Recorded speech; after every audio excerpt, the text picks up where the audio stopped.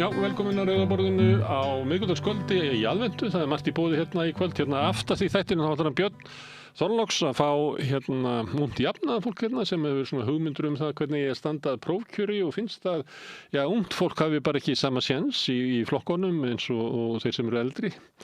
Hann ætlar að tala við hana Soffíu Svanhvíti Árnadóttur sem varaforseti og Jóhannes Óla Sveinsson sem kallað Jóli og forseti ungs jafnaðarfólks. Þeir eru með tillögu það hvernig megi auka sýnileika og framboð á ungu fólki. Áður en því kemur þá ætla ég að slá á þráðinn til hennar Helenar Ólafsdóttur sem öryggissérfræðingur og hefur fasta gestur hér við Rauðaborðið. Ég ætla að tala við hana þjóðaröryggisstefnu Trump því að þótt ég hafi gert það hérna í nokkrum þáttum undanfarið þá bara svo margt í þessu. Þetta dregur svolítið saman þær breytingar sem að verða í heimspólitíkinni út af bæði út af ríkisstjórn Trump en líka svona því sem var kannski fyrirséð að Bandaríkin mundu breyta stefnu sinni. Til dæmis að breyta stefnu í Mið-Austurlöndum og það hafa allir vitað lengi að stefna Bandaríkina í Mið-Austurlöndum hingað til löngu orðin gjaldþrota og komin tíma nýja stefnu þótt að það kannski ekki sú stefna sem að Trump leggja til. En Helen skemmtilegur viðmælandi og ég býst við að þetta verði fjörugt og líflegt samtal sem að við eigum áhrif Trump á heimsmálin. Björn Þorláks fær hérna mægin í heimsókn. Það Harpa Henrysdóttir sem móðir og Hjörtur sonur hennar. Hann hefur farið í meðferð út af fíkn og vanlíðan utan landsteinanna. Þau ekki fengið mægin hafi ekki fengið þá þjónustu sem að þau kannski reiknuðu með að væri hérna á Íslandi. Við höfum svolítið verið að tala þessi mál hérna í fréttatímanum. Það mér liggur við að segja, bara endalaust af sögum, miklum fjölskylduharmleikum. Fólk sem að koma fram, aðstandendur og foreldrar barna sem hafa tekið í líf eða farist vegna fíknar eru að benda á þennan vanda, það hérna sem í samfélaginu og svo sem stjórnmálin alltaf að lofa ykkur lausnum en það bara líður og býður og ekkert gerist og við vitum það að þeir sem í mestu vandanum að þjónustanga hvað þeim hefur brotnað mest og þetta sorgleg staða. En þau ætla að ræða þetta, Björn Þorláks ætla að ræða við Hörpu og Hjört þetta en svo þau líka náttúrulega að segja bara sína sögu sem átaka mikil. Ég held að staða sé svo að Harpa eiginlega búin að eyða íbúðaverði í því að leita að einhverjum bata fyrir son sinn og fær til þess lítinn stuðning. Áður en að því kemur að taka eldsnöggt spjall við Breka Karlsson sem formaður Neytendasamtökin. Það var að falla dómur í einum af málunum sem að Neytendasamtökin hafa verið með gegn bönkunum út af breytilegum vöxtum og hvernig þeir ákvarða það. Þetta mál í dag snerist svona eldra mál sem að byggði á eldri lögum. Vernd neytenda hefur einhver leyti verið styrkt síðan að þetta var og Neytendasamtökin töpuðu en ég ætla að tala við Breka það mál, öll þessi mál og kannski þetta ófremdarástand sem eru á húsnæðislánamarkaði á Íslandi. Það virðist ekkert alltaf skána og fáar lausnir sýnilegar. Kannski taka Neytendasamtökin bara forystuna í því að finna sómasamlegt kerfi sem hentar okkur Íslendingum. Allavega það kerfi sem við lifum með í dag, hentar okkur enga veginn. Þetta það sem verður í boði við Rauðaborðið í kvöld. Fyrsta viðtalið kemur hérna eftir stuttar auglýsingar en áður en því kemur þá ætla ég að minna á það sem ég geri oft að allt sem ég sjái hér og heyri í boði áskrifenda. Það sá hópur áhorfenda og áheyrenda sem hafa gert áskrifundur sem að vita það að samstöðin mun ekki lifa og ekki ná að eflast nema með stuðningi almennings og fólk hefur skráð sig fyrir áskrift. Þú getur gert það líka ef þú telur að samstöðin eigi erindi í samfélaginu og sem mikilvæg. Það getur farið inn á samstöðin.is, það hnappur sem ástendur áskrift, þar getur skráðið fyrir grunnáskriftinn sem 2.750 krónur. Þú mátt borga meira þú vilt og þeir sem kjósi getur látið áskriftin að renna sem félagsgjöldin í alþýðufélagið en það er alþýðufélagið sem á og rekur samstöðina og við þökkum áskriftum kærlega fyrir þeirra grunn sem hafa lagt undir samstöðina. Við ætlum að skjóta inn auglýsingum. Það kemur smá aurar til okkar alltaf, við kennum auglýsingar. En svo tekum við alvara lífsins. Ég ætla að tala við Breka Karlsson íbúðalánamarkaðinn. Samstaða skilar árangri. BSRB, afl í þágu almennings. Kennarar eru þrefalt líklegri en ófaglærðir til að halda áfram í kennslu. Börnin okkar eiga skilið fagmennsku og stöðuleika. Fjárfestum í kennurum. Kennarasamband Íslands.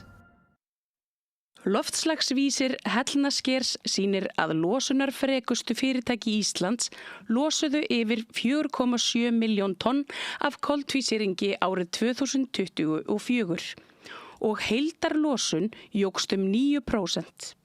Með þessu viljum við minna á ábyrgð og gagnsæi. Gleðileg jól með von minni losun á komandi ári. Ertu með fundi, fræðslu eða kynningar? Vorstjarnan býður baráttuhópum og félagasamtökum aðgang að ódýru húsnæði í 105 Reykjavík. Hafðu samband á vorstjarnan@vorstjarnan.is. Samlokubrauð, maltbrauð, tékkneskt brauð, súrdeigsbrauð, brauð ársins, Bernhöfts bakari, íslenskt handverk síðan 1834. Ódýr og öflugur miðill 40.000 manns sjá eða heyra þætti samstöðvarinnar í hverri viku. Ef þú vilt auglýsa, sendu póst á samstöðin@samstöðin.is. Ég heiti Þórhildur Þorleifsdóttir.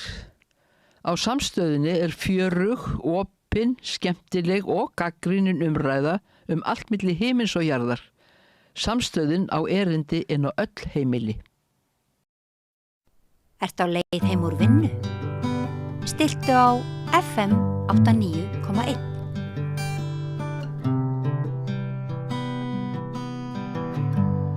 Þá komið að, við getum sagt að það framhaldssaga. Það eru málaferli Neytendasamtökin gegn bönkunum. Það var einn kafla lokað í dag og Breki Karlsson, þið töpuðu. Já, það verður bara segjast eins og Þetta mál hvað er þetta? Annar kafli af 4 eða svo? Já, í þessari hrínu allavega. Þá erum við með 4 mál undir. Já.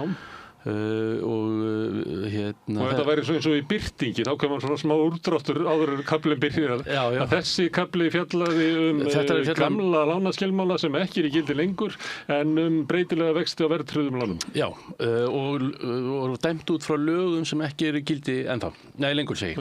Og það var urðu svokölluð lagaskil, það tóku ný lög við árið 2017 og þetta var tekið bara 3 mánuðum áður en að þau tóku gildi og þau gilda gömlu lögin og dæmt eftir þeim í þessum máli. En þið vildu fara í mál út af þessu, þannig að þetta ekki, þú getur ekki verið svo þjálfari sem segir að þessi leikur skiptir nú aldrei neinu máli? Nei, alls ekki. Ég meina við hefðum ekki farið í þetta mál, hefðum ekki talið okkur að hafa rétt fyrir okkur. En ákveðið hafið þið ekki rétt fyrir ykkur? Við erum ósammála svo sem dómnum þannig lagað. Þið er nú ekki að deila úr þessu? Þið er ekki að deila við hæstaréttardómarann, alls ekki, nei. En við vildum leita, við töldum að lántakendur, eldri lána, hefðu álíka rétt og í lántakendur lána eftir 2017 og í skilmálunum segir og þarna er verið að takast á aftur eins og í hinum málunum og hinum málunum hvaða heimildir bankarnir hafa til þess að breyta vöxtum. Og í þessum eldri lögum segir að viðmiðin þurfa að vera skýr og hnitmiðuð. Í nýju lögunum segir að þau þurfa að vera skýr, aðgengileg, hlutlæg og undan sannreina.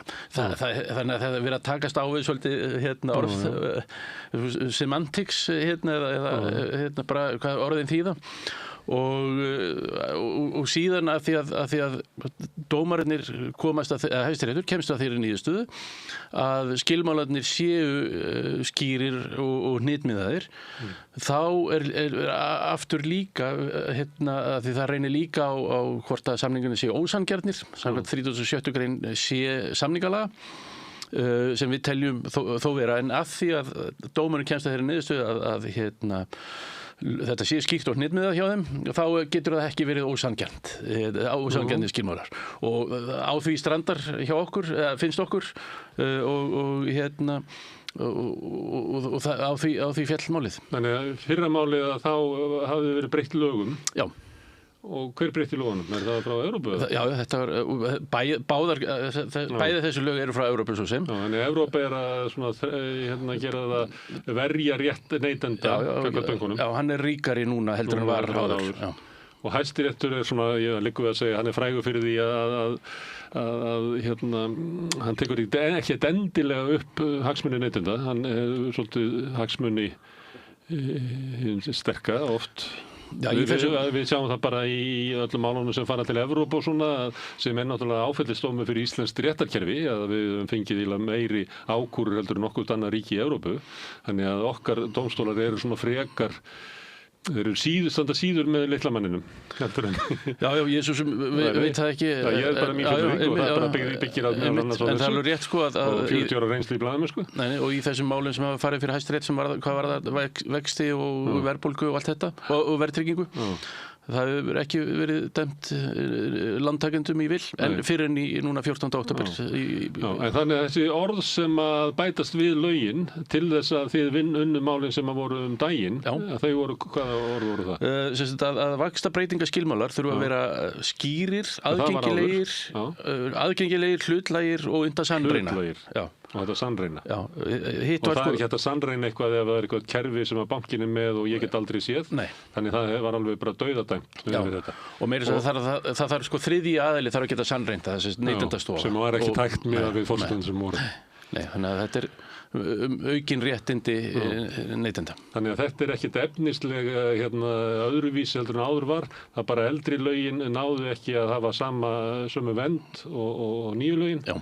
Og þar með það búið. En hvaða mál þá eftir hjá okkur? Það eru 2 mál gegn Landsbankanum sem eru búið að taka til meðferðar í Hæstarétti og við bíðum bara eftir dómi sem ætti að þá að falla einhvers staðar milli eftir áramót. Ekki milli Skips og Bryggju. Hvað hvað snúast þau? Þau annars vegar fasteignalán að fjárhæð 6,5 milljón. Og það er sambarilegt máli Íslandsbanka. Það er að segja að það mál fór fyrir EFTA-dómstólinn og hlaut sama dóm og niðurstöðu þar. Og síðan eru við með eitt annað mál sem líka svona eldra lán sem var tekið 2006 og greitt upp 2021 sem er svona sem er skuldabréfalán, ekki fasteignalán.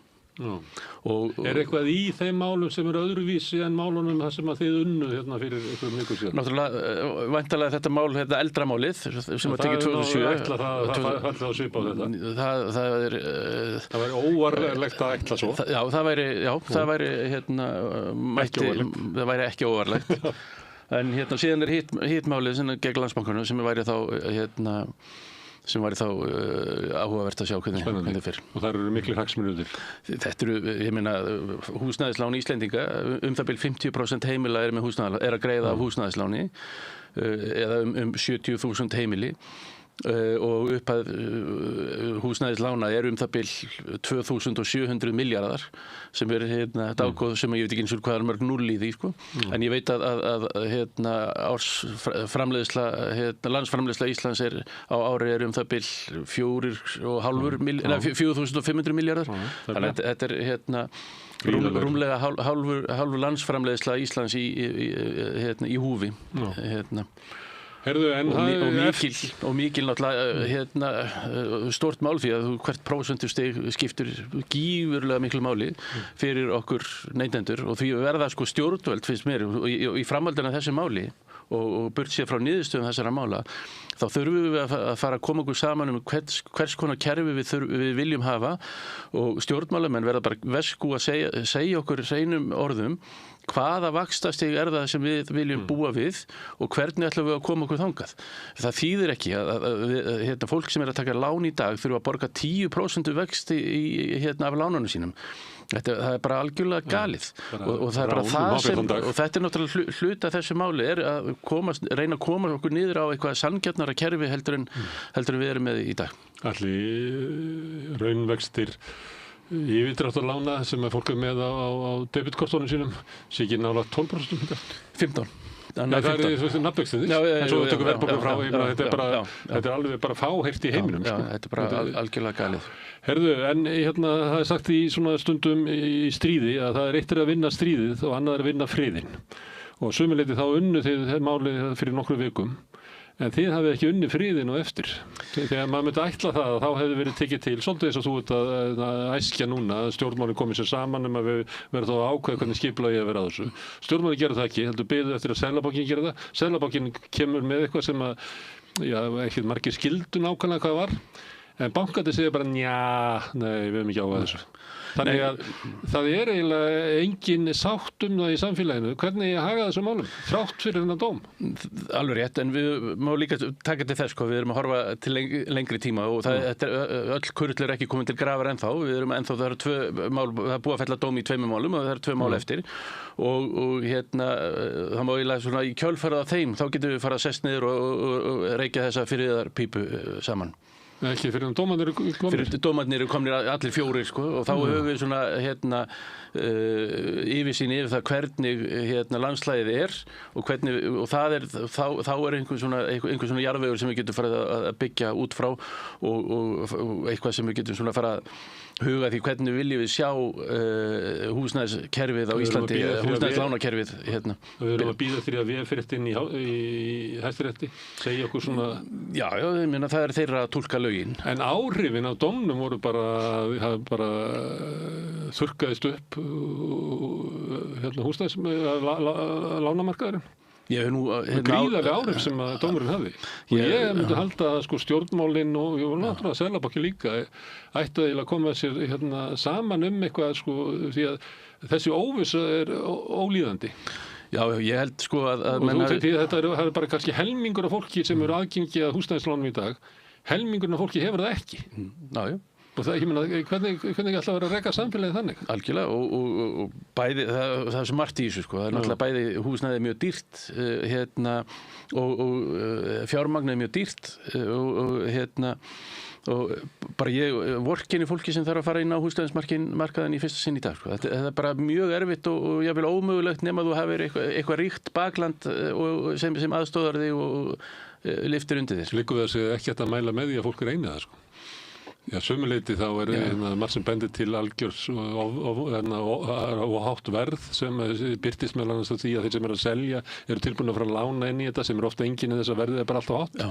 Og þannig að þetta er mjög svona varasamur húsnæðismarkaður. Já, það má alveg leiða líkur að því að þetta við séum í einhverju svona hámarki og hagfræðingar hafa nú verið að spá því að húsnæðisverð muni ekki hækka og þar með lækka raunvirði á næstu missunum. Þannig að þetta er mikil óvissa. Já, en við þurfum bara... Það er ekki ykkur að kenna það óvissan? Jú, einhverju vilja kenna neytendasamtökunum og segja bara ykkur var nær að láta bankana fara að lögum. Þú hefur fengið að heyra svolítið svoleiðis eftir þetta? Já, það er náttúrulega bara eins og fylgir starfinu að einhverju er sáttir við mann og aðrir er ósáttir. En við erum bara, en það má ekki gleyma því að við erum bara að láta bankana fara að lögum. Það er ekkit annað sem við erum að gera. Ég sá áðan að það var svona nefnd eða hópur, held ég sé kallað, sem voru fulltrúar frá 4 ráðuneytum, frá sveitarfélögunum, frá SA, frá öllum stærstu stéttarfélögunum og samtökum stéttarfélagsins, að leggja það til að leikskólar eruðu, að fólk hefði rétt á leikskólam, að það væri næstu eins og skólaskylda, eða ekki beint skólaskylda, ekki skylda en þú hefur rétt á því, sem er til þess að mæta bara vondu og fremdur ástandi. Af hverju má ekki búa til eitthvað svona þetta mál, hvers konar lánakjör eigi að vera húsnæðismálum sem skiptir okkur, ég ætla ekki að segja meira máli heldur en dagvistin, en er bara á sama stað. Þetta er allavega stærsta fjárfesting í lífi fólks, svona bein fjárfesting, já, það er alveg rétt og við höfum svo sem neytendasamtökin leitað út fyrir landsteinuna með það og erum að huga að því að finna fordæmi og það er mjög áhugavert að sjá að það er nánast í hvergi í neinu land en það er í öllum löndum er eitthvað sér kerfi, það er mjög ólík kerfi eftir löndum þannig að það virðist ekki vera eitthvað svona ein stærð sem hentar öllum En við getum labbað og valið það sem skást fyrir neytendur. Já, algjörlega. Og ef að okkar kerfi væri þarna í kjörbúðinni líka, þú myndir aldrei velja það.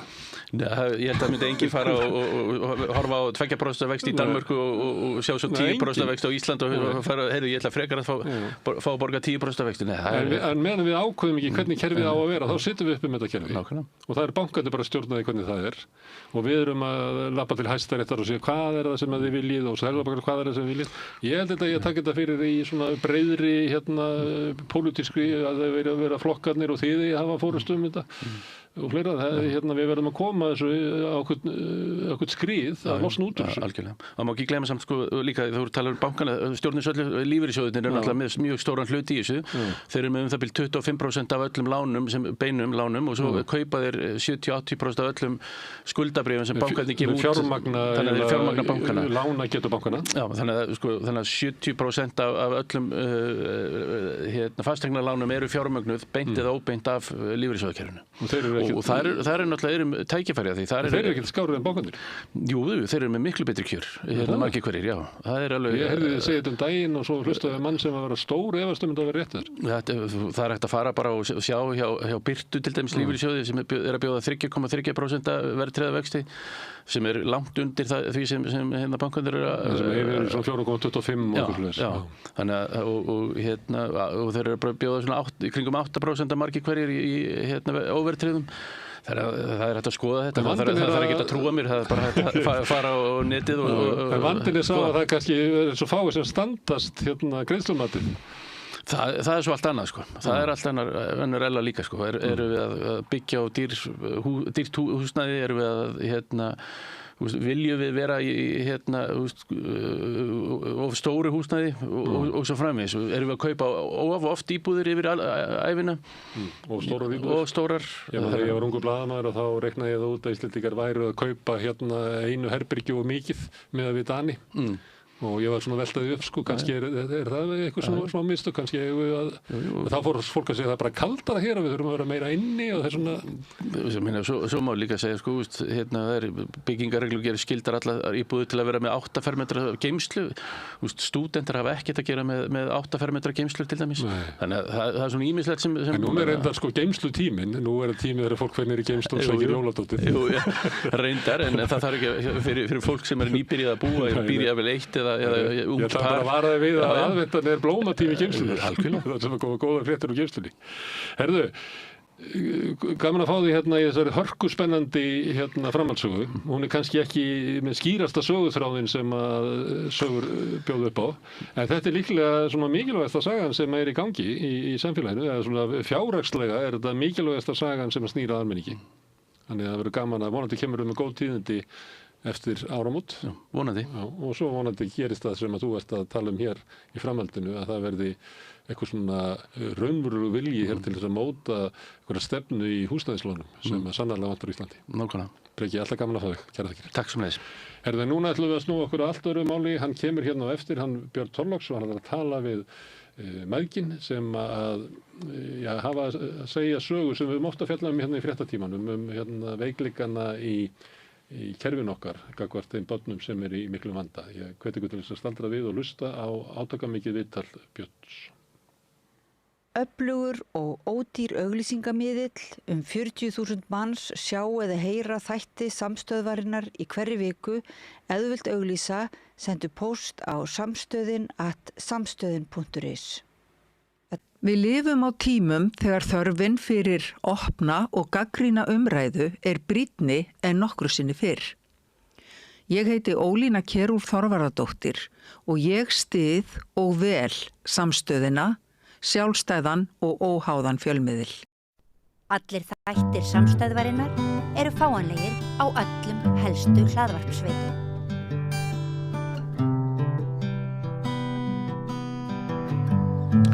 Harpa Henriksdóttir, móðir í Reykjavík og sonur hennar Hjörtur hafa tekið þá ákvörðun að segja samstöðinni sögu af baráttu sonarins við vanlíðan, sjálfskaða, fíkn og meðferð utan landsteinanna. Hvaða áhrif það ferðalag hefur haft á þau tvö? úrræðaleysi og kannski mætti segja kerfisbresti hér innanlands, vísbendingar fjárhagslega mismunun, en ekki síst sigrana sem hafa orðið í kjölfar meðferðar sem átti sér stað í Hollandi. Nú, svo margar spurningar í þessu. Hvers vegna þarf barn í vanda að fara til útlanda til að leita sér aðstoðar? Hvaða meðferðarúrræði standa börnum til boða hér á landi og hvað er ekki í boði? Kann það að vera að sumar fjölskyldur fá ekki þá þjónustu eða endurgreiðslu kostnaðar sem aðrar fái? Margt umhugsunarefnið. En veriði velkomin að Rauða borðinu, Hjörtur, sæll blessaður og takk fyrir að koma hingað, nú Hugrakkur og Harpa, takk fyrir að koma. Takk fyrir að bjóða okkur. Það verður forvitnilegt að heyra hvað þið hafið að segja. Ég er sem að byrja, Hjörtur, á að reyna svona aðeins að kynnast inn í sögu. Hvað ertu, 17 ára gamall í dag? Já. Já. Og það eru nokkur ár síðan þú lendir semst í vanda. Hvernig hafði lífið verið fram að því hjá þér? Það var búið að vera frekar erfitt. Ég var búin að vera með rosa mikið, ég var rosa þunglyndur og kvíðinn. Já. Og eiginlega bara ekki að gera neitt. Ég var bara, ég veit ekki hvernig það skilur upp, ég var bara mjög þunglyndur. Svona óvirkur. Já. Já. Ég þekki aðeins þunglyndi sjálfur. Áttur erfitt með að fara bara fram á rúminu eða? Já, það var alveg, ég var svona hættur að fara í skólan. Já. Og eiginlega hættur að gera flest. Já. Og veltur því fyrir þér hvað er að mér?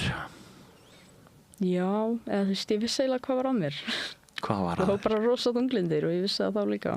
En þú vissir ekki kannski hvað skóp þunglindið? Nei. Nei, það er náttúrulega flókin spurning. Og geta vist verið ýmis svör við því, sagði geðlæknir sem að hér var staddur við Rauða borðið á dögunum. Það er nú þannig oft með fólk sem líður ekki nógu vel, að það leitar í einhver úrræði til þess að komast burt úr vanlíðan og þú hefur fundið þér einhverjar flóttaleiðir. Já. Hverjar voru þær? Ég byrjaði í neyslu á það var rosa mikið bara svona ef ég gæti fundið eitthvað í húsinu eins og ADHD-lyf, allir í fjölskyldunum með ADHD. Já. Nema ég. Já. Þannig að já, þú lærir það svona. Sem myndi ég svona, ég náttúrulega var ekkert í vinnu eða neitt, ég var 13 ára. Já. Þannig að ég myndi safna saman svona öllum peningnum sem ég gæti fundið eða stólið af ykkurum. Sem myndi ég kaupa eitthvað svona afganga, það er besta sem ég get lýst þessu. Já. Og hjálpaði þér að einhvern veginn áður betri einbeitingu eða hvað áhrif hafði lífinu? Nei, ég held að það sem var að hjálpa mér að ég náði ekki neinni einbeitingu. Ég gat ekki bara eiginlega hætti að hugsa í svona ár. Já. Ég veit ekki hvort þú vilt tala um það en varstu eitthvað að kaupa efni? Ha? Varstu eitthvað að kaupa efni? Já. Veist. Það er það sem ég myndi með þarna afgangar. Já, af dílerum bara? Já. Voru þeir á skólalóðinni eða þú varst kannski ekkert mikið í skólanum? Það var eiginlega bara svona, þegar ég var í Reykjavík, kannski ekki hefði mér eitthvað og síðan var það eiginlega bara að stela fjölskyldunni minni. Já.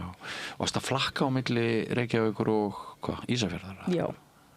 En ekkert eitthvað, ég fór ekkert mjög oft til Reykjavíkur með það svona. Nei. Þannig að þegar neyslusagan hefst, ertu þá á Ísafirði? Já. Og þú ert þar í skóla núna í MI? Já, einmitt. Og mamma henni hefur nefnt við mig sjálfskaða. Er það tengt neyslutímabilinu? Já, það var eiginlega að gerast á sama tíma en það byrjaði samt á undan. Það er svona, mín fyrsta svona, addiction, fíkn. Já. Viltu deila þið með okkur hvers konar sjálfskaða þú? Ég bara var að skera mig frekar mikið þegar ég var svona 12, 11, 13, 14. Og svo var alls konar önnur... Já, sem varði ég smá svona creative with it. Já. Þú veist, hann reyndi bara að finna allar leiðir sem hann gati einhvern veginn til að skaða sig. Já. Veist, Já. Ég man eftir að til dæmis að stökkva fjórhjóla ferð. Það líka sjálfskaði. Ég stakk ekki af fjórhjóla ferð. Já. Frendi minn gerði wheelie og ég datt af. Ok. En sem sagt, þú leitar í sjálfskaðan, spyr ég núna því að ég þekki ekki alveg þá deild, það til þess að manni hætt að líða illa einhvern veginn á einum stað og færi sársaukann til yfir í hið líkamlega?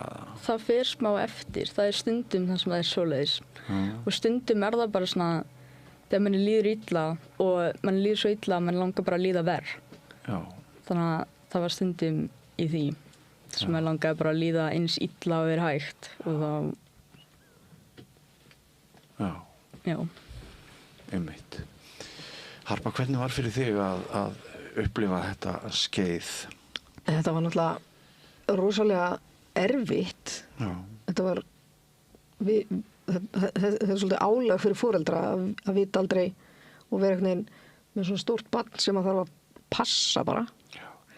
Eins og með þetta. Já. Og á þessum tíma þá vissu við ekkert að hann væri byrjaður ykkur í neyslu. Nei. Og svona eftir á hyggja þá sáum við kannski að þetta var kannski ekki jafn óútreiknilegt og við höfum haldið ef við hefðum vitað að hann væri í neyslu að þá hefði þetta kannski átt sér einhverjar betri skýringar eða svona. Já. Fyrir okkur þá var bara komu og fóru einhver svona tímabil þar sem það var bara stundum bara allt í lagi og svo kom bara eitthvað algjört rugl og en þetta var auðvitað rosalega erfitt og hann var líka svo lítill. Hann er bara 13 ára sko, 12-13 ára þegar þetta er að svona er að ná þarna svona hápunkti og svo þú veist gerist þetta mjög hratt vex mjög hratt þessi vandi og verður alltaf bara, við tökum bara líf okkar allra. Já, svefnlausar nætur og bara, þú veist áhyggjur og sitja fyrir framan herbergishurðina og vona ekkert gerist. Já. Einhvern veginn. Já. Hvenær farið þið svona að þú hvenær ferðu að velta því fyrir þér að drengurinn sé í það miklu vanda að það þurfi aðstoð og hvernig hefst það ferðalag? Sko, ég var svona byrjað að hugsa, þú veist, hann liði rosalega illa, við vissum það og hann, þú veist, það fór ekkert fram hjá neinum. En svo, þú varst sannlega í 7. bekk þegar hann segir í fyrsta skipti bara ég held að það sé best að ég degi núna bara. Ég nennis ekki. Og það svolítið svona sjokk fyrir foreldra að heyra. Eina barnið þitt? Nei, hann á eldri systur sem er 4 árum eldri. En já, það svolítið sjokk fyrir foreldra að heyra og fá svona bara, ok. Og þá förum við svona, og við fengum rosalega góða viðtökur við þessu. Einhvern veginn að það er, þú veist, kerfið stekkur allt til. Geðdeild BUGL eða eitthvað? Nei, ekki strax. Ekki strax. En þú veist, barnavernd heima á Ísafirði og skólahjúkan í grunnskólanum, stórkostleg kona sem að bara, þú veist, grípur þetta mjög vel. Og þá fer hann svona í sálfræðitíma og ýmislegt svoleiðis en þrátt fyrir það þá spíralar þetta bara niður á við eftir þetta og það bara svona heldur áfram og alltaf þetta undirliggjandi bara svona við já, þú veist, við bara rosalega hrættum hann. Já. Og hann að finna nýjar og nýjar leiðir til að fara sér á voða. Já. Og þetta er svona, það líða nokkri mánuður áður en hann fer í fyrsta skiptin á Bugl. Já. Áttu góða sögu á því að segja? Var það gott að fara á Bugl? Það hjálpaði mér ekki. Nei. Það var, já, það eiginlega bara svona hjálpaði að halda mig lifandi í næstu 72 klukkutímana eða eitthvað. Já. En það var eiginlega ekki mikið sem að þau gátu gert fyrir mig. Nei. Og gerðu fyrir mig eða eitthvað. Einmitt. Og hvaða úrræði voru þá í boði? Þá var náttúrulega lítið í boði. Já. Og sérstaklega svona því að við vorum ég man alveg bara eftir því þegar ég hugsa bara ok, þetta er bara vonlust, það er ekkert hægt að gera og það er eiginlega þá höfðum við náttúrulega byggum á Ísafirði á þessum tíma þá höfðum við verið fyrir vestan og hann hafði gert alvarlega tilraun til sjálfsvíks og við erum flutt suður með sjúkraflugi og honum er bara skuttlað beint inn á Bugl og ég er náttúrulega með honum og við erum þar í 3 daga svo er verið að útskrifa hann þaðan úr svona neyðar innlögn á Bugl og mér er sagt í svona útskriftar viðtali að svona nú verði ekki löng bið eftir hann komist af kannski bara svona 8-10 mánuðir og þá var mér náttúrulega allri lokið og ég spyr og hvað gerist þá veist, eftir hverju erum við að bíða og það eiginlega gat enginn svarað þeirri spurningu veist, við vorum bara að bíða og hann átti bara eitthvað tímann að komast að en við bara vissum ekki eftir hverju við vorum að bíða. Nei, og hver dagur í raun ákveða hættu ástand. Og hver dagur ákveða hættu ástand og þarna voru búin að vera svona stigvaxandi sjálfskaða atvik og þarna vissum við ekki að hann væri í neyslu en hann var komin í neyslu þarna og neysla er náttúrulega ekki nema sjálfskaði. Veist, þetta er bara þetta er það og þarna bara hugsaði bara hvað, þú veist, við getum hann lifir ekki svona lengi var eiginlega mín hugsun þannig við getum ekki beðið eftir hverju sem það er sem við erum að bíða eftir og þá eiginlega kemur svo hugmynd frá vinum sem að búa erlendis ég var að eitthvað að býsnast yfir þessu við þau og þau þekki ekki íslenskt samfélag eins og við gerum og okkur finnst bara svo eðlilegt að þú veist, þú ert í röðinu og þú bara býður í röðinu einhvern veginn og þú ert að býða eftir einhverju og þau fóru að spyrja mig sko af hverju gerið ekki eitthvað annað af hverju farið ekki eitthvað annað af hverju það að býða eftir þessu ríkisúrræði af hverju farið ekki eitthvað engareikið og ég segi það er ekkert það er ekkert til þau bara þarf ekki að vera Íslandi og þá svona, heyrðu já, býtu það er nú, þú veist það er nú kannski eitthvað til og við förum að skoða þetta og þetta er í loki janúar 2022 og við förum á stúfana með hjálp sko bæði sálfræðings sem hann var að fara sem hann gekk til þá sem að hjálpar okkur að finna rétta staðinn sem að hægt væri að senda hann á eða þar sem eitthvað væri hægt að gera fyrir hann og það trúir svo náttúrulega enginn sem að er búin að bíða eftir úrræðum í íslenska kerfinu en við finnum sem sagt þessa meðferðarstofnun í Hollandi í byrjun febrúar. Þannig séð bara á eigin vegum? Já, bara á eigin vegum og höfum samband við þau og þau báðu okkur innilega afsökunar á því að það væri svolítið löng bið hjá þeim. Þannig að hann kæmist ekki að fyrir í byrjun apríl. og þá eiginlega, þú veist, þetta er eins og eitthvað djók í eyrum þeirra sem eru búin að bíða hér árum saman eða að bara, hann þurfti sko að bíða í næstu 8 vikur eftir að komast að.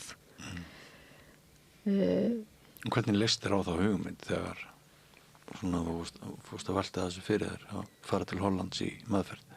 Ég var eiginlega bara frekar til í þetta. Orðin smá þreyttur að líða alltaf illa. Já. Þannig að þú varst til í slegin. Já.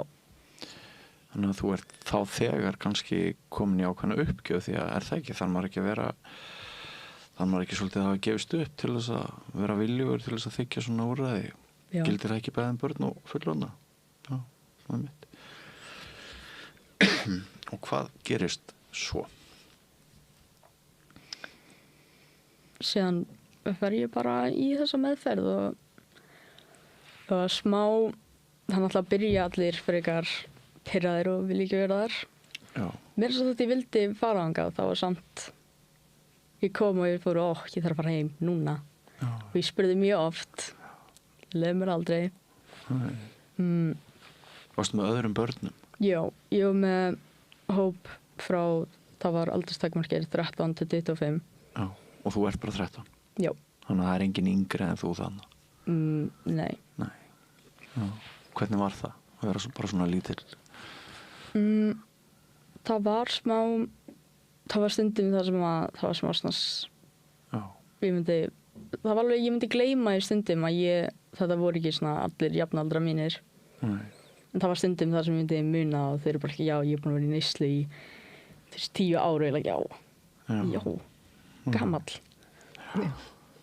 Hugsaðu stundum, ég er alltaf ungur til þess að hætta í neyslu því að neyslan hefur þó létt mér lífið þegar ég veit ekki hvað ég heiti. Já. Það var ekki jafn mikið á meðan ég var í meðferð. Þegar ég kom út úr meðferð, þá byrjaði ég að hugsa, þú veist, ég hef alveg góða ára eftir í neyslu í mér, sko. Já, gerist eða bara eftir á. En útókað, svona, hvernig getur þú labbað í gegnum þessa daga, hvernig meðferðinu var háttað? Já, þetta er þú veist, þetta er svona rosa mikið bara að fara í svona hópsjálfræði. Já. Og síðan er einstaklingssjálfræði og það er bara rosa mikið á því á hverjum degi og síðan fá að gera svona skemmtilega hluti og leika okkur aðeins á milli. Já, og þurfum við rosa stífur rammi. Já. Hvernig maður fyrir á fætur og hvernig maður borðar. Já, þetta er alveg svona, við myndum koma inn og skrifa niður svona lítið dagatal. Já. Og það er bara svona á 5 mínútum fresti skrifa niður, þú veist, já, labba út núna, borða núna. Þannig að það er mikil regla og ægi. Já. Hvernig gekk þér að fást við það því að þú hefur sagt okkur að þú mættir ekki í skólan og lífið var eins og það var? Það var smá erfitt í byrjuninni, þú veist, að þurfa alltaf að vakna og eiginlega gera sama hlutin á hverjum degi. En síðan var það rosa, þú veist, bara þægilegt.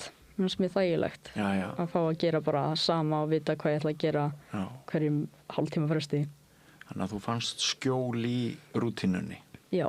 Já, einmitt. Og allir töluðu ensku eða eitthvað? Já. Já, þetta var svona alþjóðleg deild. Þau eru með bæði hollenska deild og svo alþjóðlega deild. Já. Svona... Og þú kynst þarna krökkum og ungmennum úr ýmsum heimshornum? Já. Já. Manstu eftir einhver svona augnabliki í meðferðinni? Margir alkar tala þegar svona kom aha augnablikið sem breytti öllu. Manstu eftir einhverju svoleiðis?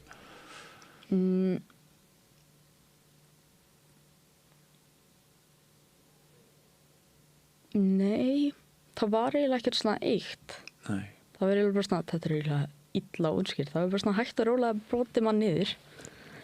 Já, brotna niður þessar varnir. Já. Já, einmitt. Þetta er hvernig þau segja þetta, sko. Þau byrja fyrstu 4 vikurnar og bara brjótaði niður, leggjaði einhaltið smá. Ok. Og síðan þessar næstu 6 vikur, þá voru þau að byggja manni upp og gefa manni svona, láta mann vita hvað að gera og svoleiðis. svona ráð út í lífið, verkfæri. Það mætti líka þessu við að þeir segja að reyna að reka út einhvern vírus og svo kemur nýtt forrit og já, þetta hljómar mjög spennandi. Fóru þér að finnast vænt lífið í þessari meðferð? Já, aftur? Ég var bara orðin mjög glaður þarna í endanum. Já. Nú ætla ég aðeins að blanda saman hinn og andlega og veraldlega. Já. Þegar þið foreldrarnir tókuð ákvörðun að hann færi til Hollands. Já. Hvað með kostnað og svoleiðis? Sko, þetta kostaði 11 milljónir. 11 milljónir þessi eina meðferð? Já, þetta kostaði 11 milljónir. Já. Og við eiginlega, ég tók þá ákvörðun að það væri ekkert annað hægt að gera en að gera þetta bara. Deildist á kostnaðar á okkur foreldrarna? Já, sko við okkur datt ekki í hug strax að þetta væri eitthvað sem að væri hægt að fá eitthvað stað frá, að því þetta var bara svona einkarekið úrræði og við bara vorum ekki og höfðum ekki hugmyndaflug í það. Þannig að það sem við gerðum var í rauninni að ég seldi húsið mitt og fekk þar 5 milljónir sem eftir að búið að vera að borga upp lánin og svona. Hús fyrir vestan. Hús fyrir vestan, átti þá 5 milljónir sem að hægt var að nota. Já. Og svo snöpuðu við 2,5 frá vinum og vandamönnum. Já. Svona okkar næsta fólki. Já. Og svo vorum við bara í lausu lofti með rest. Og þannig förum við af stað.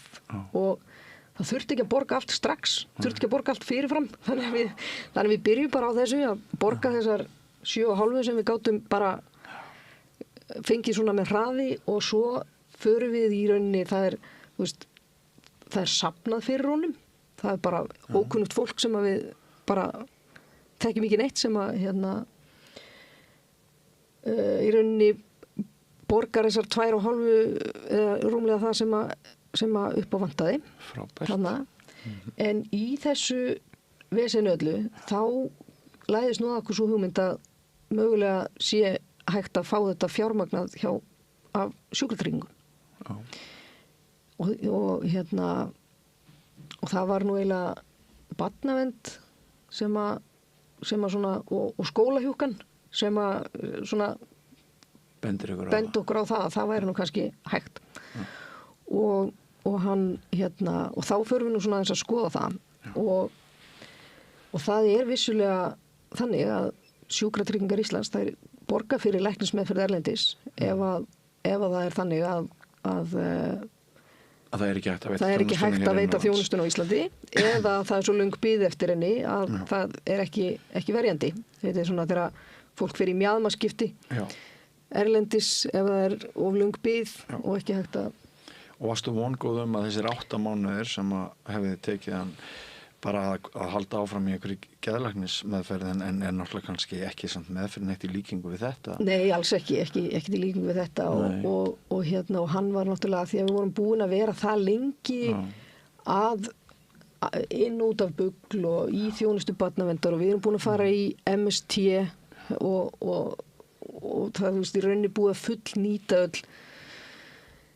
öll úrræði sem okkur stóðu til boða og svo erum við að bíða eftir einhverju sem við vissum ekki hvað var og hann Grímur Atlason hjá Geðhjálp, hann aðstoðar okkur við að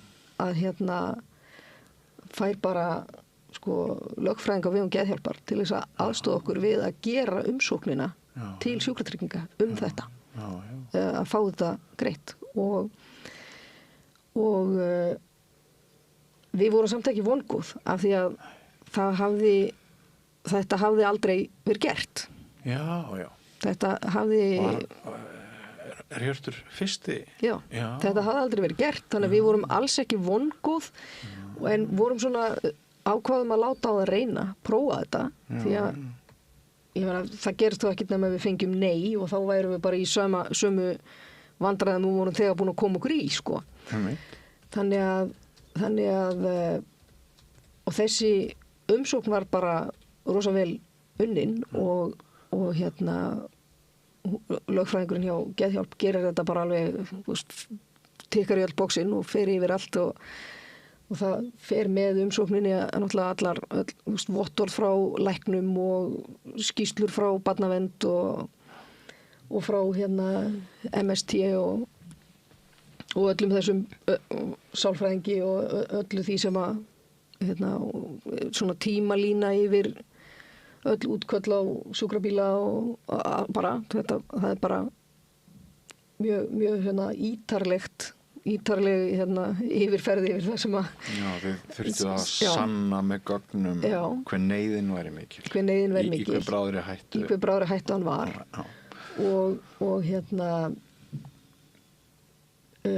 okkur algjörlega að óvörum þá er þetta bara samþykkt en og það var reyndar líka við þurftum að fá staðfestar vottanir frá Yes We Can sem er meðferðarstofnunum sem hann var á úti vottanir einhverja svona evrópskar vottanir fyrir sjúkrastofnanir og svoleiðis og það bara rúlar allt í gegn og er bara samþykkt án athugasemda sem að 11 milljónir krónur kostnaður. 11 milljónir krónur kostnaður. Það er sem sagt 10 milljónirnar sem meðferðin kostaði og svo ferðarkostnaður til að fara út og að við færum og allt þetta.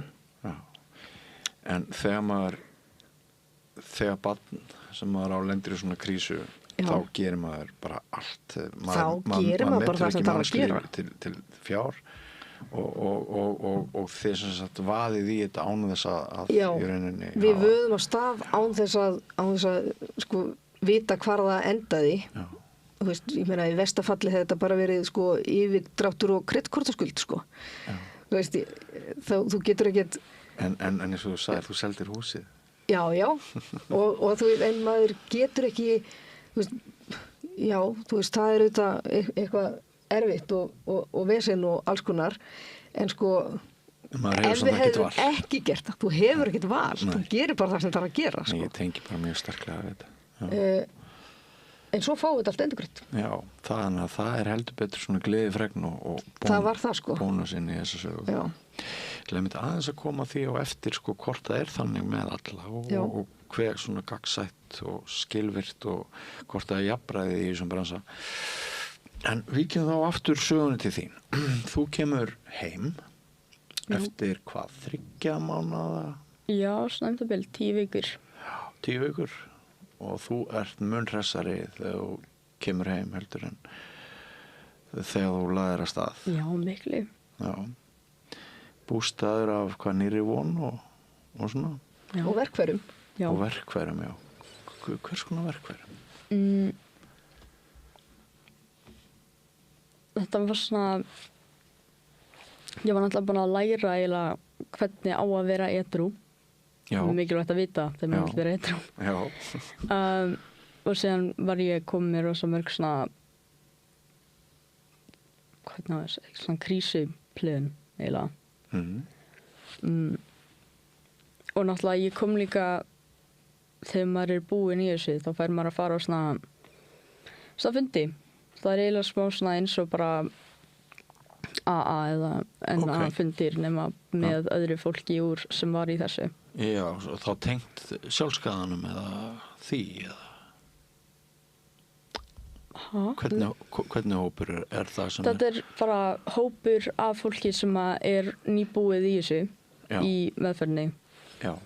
Og þetta er bara svona, það er svona Er þetta það hópur sem er bara of ungur til þess að vera inn í AA eða? Já, en ekkert endilega. Nei. Þetta er eiginlega bara svona svo maður haldi tengsli við fólk sem fór í þessa meðferð. Þú hittir jafningja þeina. Já. Já, og þeir getið deilt sorgum ykkar og sigurum og borið saman og hjálpa hvert öðru. Já. Og þið tengist kannski þannig að þið getið haft samband á millifunda og svona. Já. Já. Og náttúrulega þetta að allir sem voru að mæta á þessa fundi voru búnir að ganga í gegnum þetta sama prógram. Þetta er ekki bara 12 skrefin, þetta eru þetta heitir 10 actions og þeir svona næstu því að sama en aðeins öðru þessi. Já, einmitt. Kemur kannski engin guð við sögu í þessu? Nei, þeir segja higher power sem maður getur valið hvað það er. Það er enda svolítið líka þannig að guð eitthvað orðið yfir aðri mátt. En já, þetta er hérna þannig að það hefur skiptið miklu máli að geta kannski hætt að pukrast með leyndarmálin og hvernig það er leið og já, einmitt, akkurat. Myndirðu segja að það hafi verið þýðingamikill þáttur í baltanum að fara í þetta fundaprógram og vera með öðrum krökkum? Það hjálpaði mér rosa mikið. Ég fór líka alveg svona 3-4 sinnum í þetta. Ég var alltaf lengi. Já, þetta, sko, það fylgir í rauninni alltaf eftir þegar þau eru búin að vera 10 vikur úti þá er alltaf 10 vikur í viðbútt þar sem þau eru að mæta á þessa fundi að minnsta kosti 2 í viku. Ég var alveg að fara á þessa fundi svona 2 árum eftir að ég fór í meðferð. Já, en svo getur þau alltaf sko, það er alltaf hægt að hafa samband og fá að koma aftur á þessa fundi ef maður er svona eitthvað tæpur sko. Já. Þau eru samt alveg búin að henda mér út af þessum fundum. Það er líka líður svo langur tími sko. En svo kemur bakslag, er það ekki rétt? Já. Eins og oft er. Já. Það er náttúrulega bara eiginlega partur af þessu. Já. En getur eitthvað sagt okkur frá því? Já, það var í 2004. Ég veit ekki eins og hvað gerðist, mér byrjaði bara aftur að líða svona rosalega illa. Já. Og þá kom bara svona, þetta hjálpaði mér síðast, sem það gerði náttúrulega ekki, en þetta er bara svona ránkugsun. Og þá, ég byrjaði aftur að reykja gras í byrjunni, 2004. Já. Og síðan, ég gerði það í alveg frekar langan tíma. Já, bólufriðin. Já, mikið í því. Og ég get ekki, ég þekki svona fólk sem að gera það ennþá og þau geta gert þetta bara svona einustu viku. Svoleiðis, ég get það ekki. Ég þarf að vera í allan daginn bara á hverjum degi. Já. Og síðan byrjaði ég aftur taka ADHD-lyf sem að endaði mjög oft mjög illa fyrir mig. Já. Það eiginlega endaði oftast í að ég myndi liggja fyrir mig og halda að ég verið að fá hjartaáfall. Þess að ég kann ekki moderation. Ég get ekki gert smá. Nei, ég þarf að gera þetta full force alltaf. Og var það púlsinn kannski orðin mjög hár hjá þér? Já, þannig að þetta er ég heyrði í hjartanum mínu bara. Öndunareruleikar? Þetta var alveg svona, ég hefði ætti að fara upp á sjúkrahús en ég bara svona fór í staðan að sofa. Það var ekki að sofa. Já. Hvernig náður aftur vopnið þínu? Hvernig náður að snúa aftur á braut?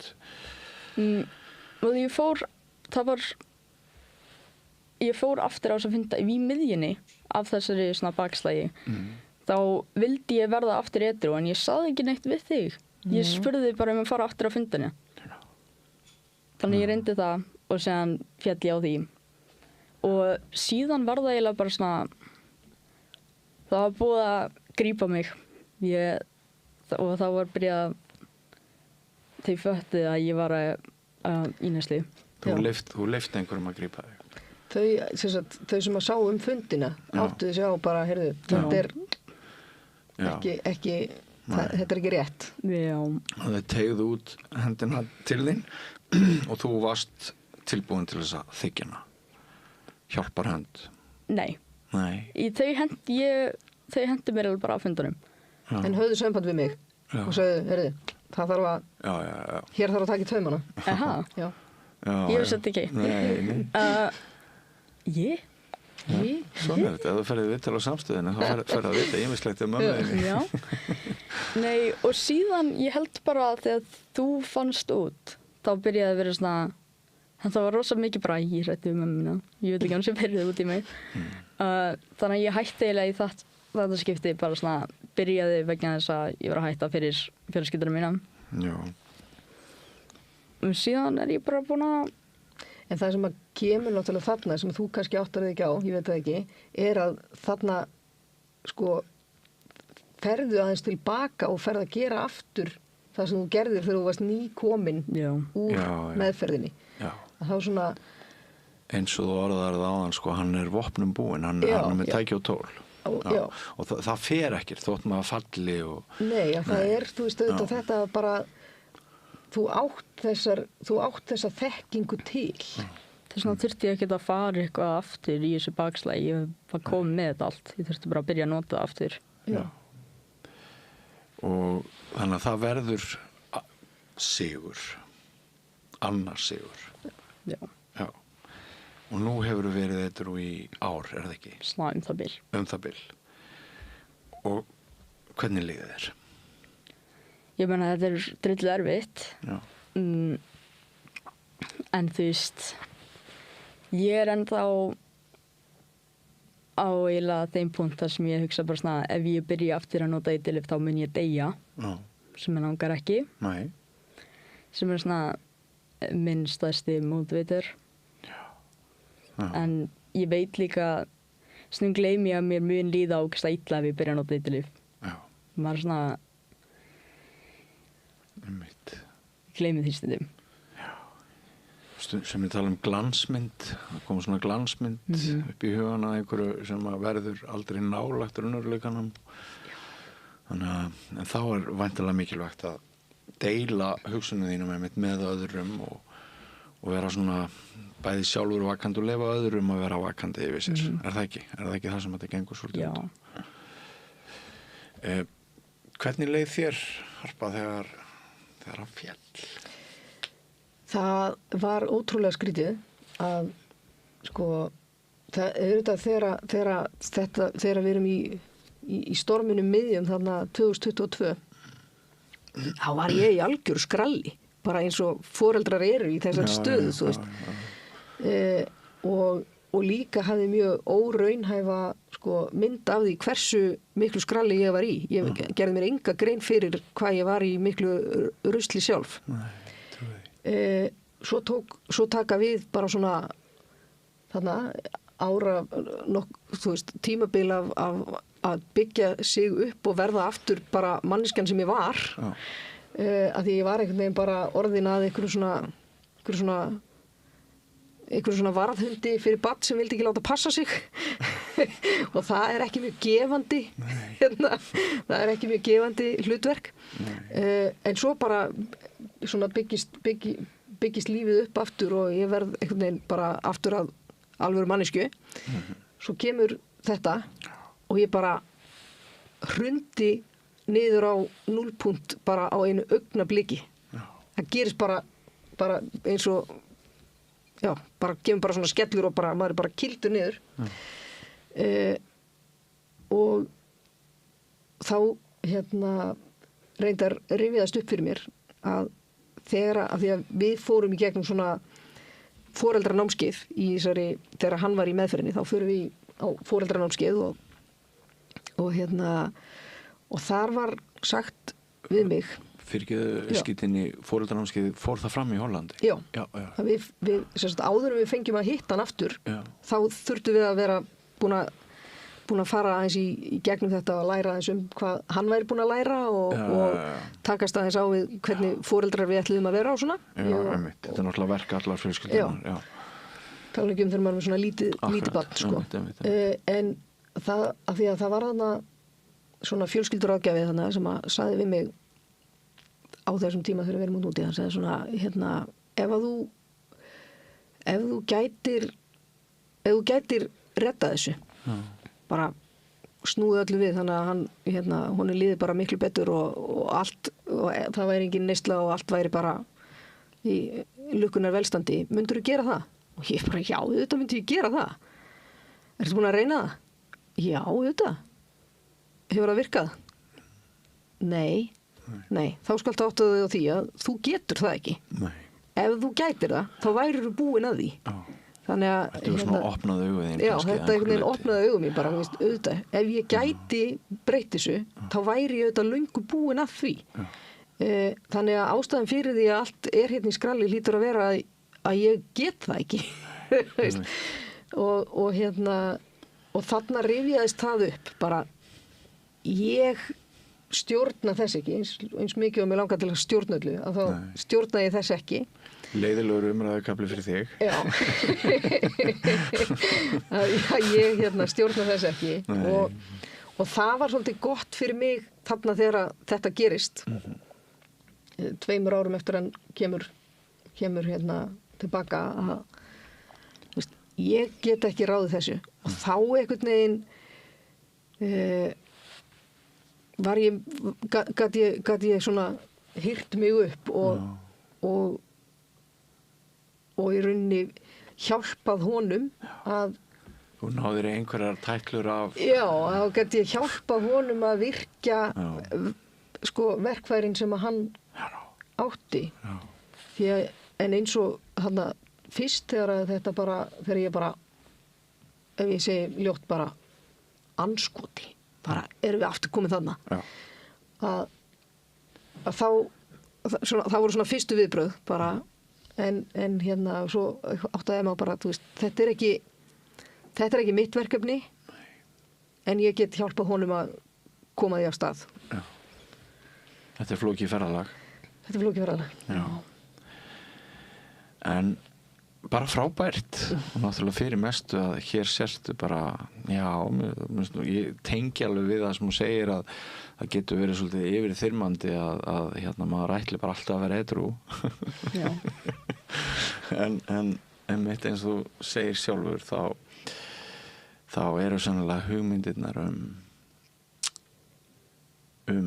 einhvern létti frá lífinu ekki byggðar á raunsærri skoðun heldur einhverju klikkun og við erum ansi mörg klikkuð í þessum heimi, þú ert ekki einn en það er frábært að þú sért í blúsandi bata og ég efast ekki að það að þú þorir að koma og segja sögu þína hjálpar mjög mörgum hugrakkur og flottur og það voru gaman að sjá hvort þú myndi ekki bara finna haminguna í lífinu því að það gæti nú hreinlega orðið þannig en þá langar mig aðeins og Harpa vel gert rosa vel gert en nú langar mig aðeins að víkja talinu að því að þið búið yfir einhverjum upplýsingum það að það kunna vera mismunandi hverjir fái þessa endurgreiðslu eða fyrirgreiðslu áður en fyrir þangað hafa önnur íslandsbörn farið á þessa sömu meðferðarstöð í Hollandi Já. Við vitum til þess að einhverjir 2 aðrir hafi farið Svo höfum við heyrt Spán og Suður-Ameríku Suður-Afríku Já. Og nú það sem að því að nú erum búin að sjá í fjölmiðlum og heyra frá foreldrum sem eiga drengi sem eru núna í Suður-Afríku og fá ekki greitt þurfa að greiða þetta allt úr eigin vasa og það getur vel verið að það sé út af einhverjum reglum eða eitthvað nú þekki ég ekki þá meðferðarstofnun neitt. Kannski getur hún ekki sýnt fram á þessar sömu vottanir eins og þessi stofnun sem við vorum á en það getur verið að það sé þess vegna sem þau fá ekki greitt en það sem mér finnst mjög ósanngjarnt það er að okkar fordæmi er til og þess vegna þá finnst mér mjög ósanngjarnt að fólki sé ekki bent á það að það er sem sagt hægt að fá meðferð fyrir börn greidda af sjúkratryggingum meðferð fyrir börn erlendis það er hægt en hún þarf að uppfylla það þarf að uppfylla þessi skilyrði að biðin sé of löng að vandinn sé mikill og að staðurinn sem farið er á geti sýnt fram á að vera vottuð læknismeðferð og þetta vita barnaverndaryfirvöld. Ég meina við erum bara við erum lifandi dæmi það. Og þá finnst mér mjög ósanngjarnt að aðrir foreldrar og fjölskyldur sem að koma á eftir okkur skuli líka þurfa að ganga í gegnum að finna eitthvað sjálf, að reyna eitthvað að klóra eitthvað staðar eitthvað, þegar að það er alveg vitað um stað þar sem að börnin geta farið, sem að sjúkratryggingar munu borga, og ég skil ekki af hverju þeim var ekki bent á það í upphafi, og ímynda mér einhvern veginn auðvitað, þú veist, auðvitað eru kannski nákvæmlega þessi staður hentar ekki öllum, það er alveg ljóst. Já. En einhverjir hefðu kannski kosið að láta á það reyna að prófa þetta frekar en að fara út í óvissuna með að vita ekki hvort maður þurfa að selja húsið sitt eða ekki, sko. Og ég velti fyrir mér hvort að það geti stafað af því að þegar að við förum af stað, þá er hann ekki með neina svona staðfesta neyslusögu. Meðan þessir krakkar sem eru núna þarna úti hafa það. Og það er þetta með að það er eins og snýst þetta að vera í velferðarkerfinu eða heilbrigðiskerfinu. Er svona það sem að það er það eina sem ég sé að já. Þannig að þú upplifir þetta sem ákveðna óreiðu í kerfinu. Já, og mér finnst í rauninni ámælisvert að fólki sem að stendur í þessum sporum í dag skuli ekki vera bent á að þetta fordæmi sér til. Já. Því að ég get ekki ímyndað mér annað en að fólk myndi vilja reyna það. Nei. Einmitt. Það má líka bara benda á það í þessu samhengi að samfélagslegur ábati af því að ungur einstaklingur, ekki síst, fái bata við sínum einum, hann er sannlega margfaldur á við meðferðarkostnaði. Sko, ríkið greiddi 11 milljónir fyrir þessa meðferð fyrir rúmum, eða rétt tæpum 4 árum. Það hefur skilað sér margfalt tilbaka. Ríkið er ekki að koma út í mínus á þessu, ef maður bara ímynda sér hvernig þetta hefði getað þróast, sko.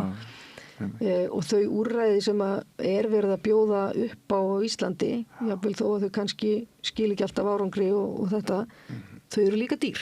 Já. En þegar þið hugsið og horfið aftur, ef þér hefði boðist á sínum tíma að fara segjum bara til Akureyrar eða eitthvað svoleiðis og fara í meðferð þar, heldurðu að þú hefðir valið það eða eftir á að hyggja var hluti af batanum og ævintýrinu að fara einmitt til annars lands, eða hvernig líður þér með slíkar vangaveltur? Ég meina, ef þið væri með jafn góðan stað á Akureyri hefði ég náttúrulega farið á Akureyri. Já. En það bara er ekki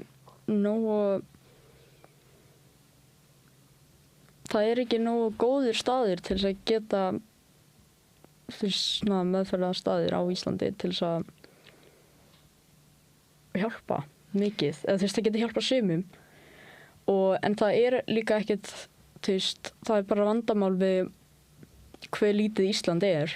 Það er ekki hægt að manna svona staði nógu mikið til þess að það geti hjálpað öllum og hjálpað vel.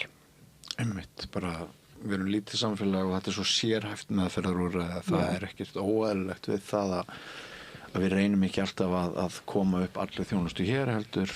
Getum það bara sendt börnin okkar og farið sjálf út fyrir landsteinuna í ákveðnum tilvikum. Það eru aðrir búin að sérhæfa sig í þessu og ég hef stundum nefnt það að það er engin hjartadeild í Árneshreppi.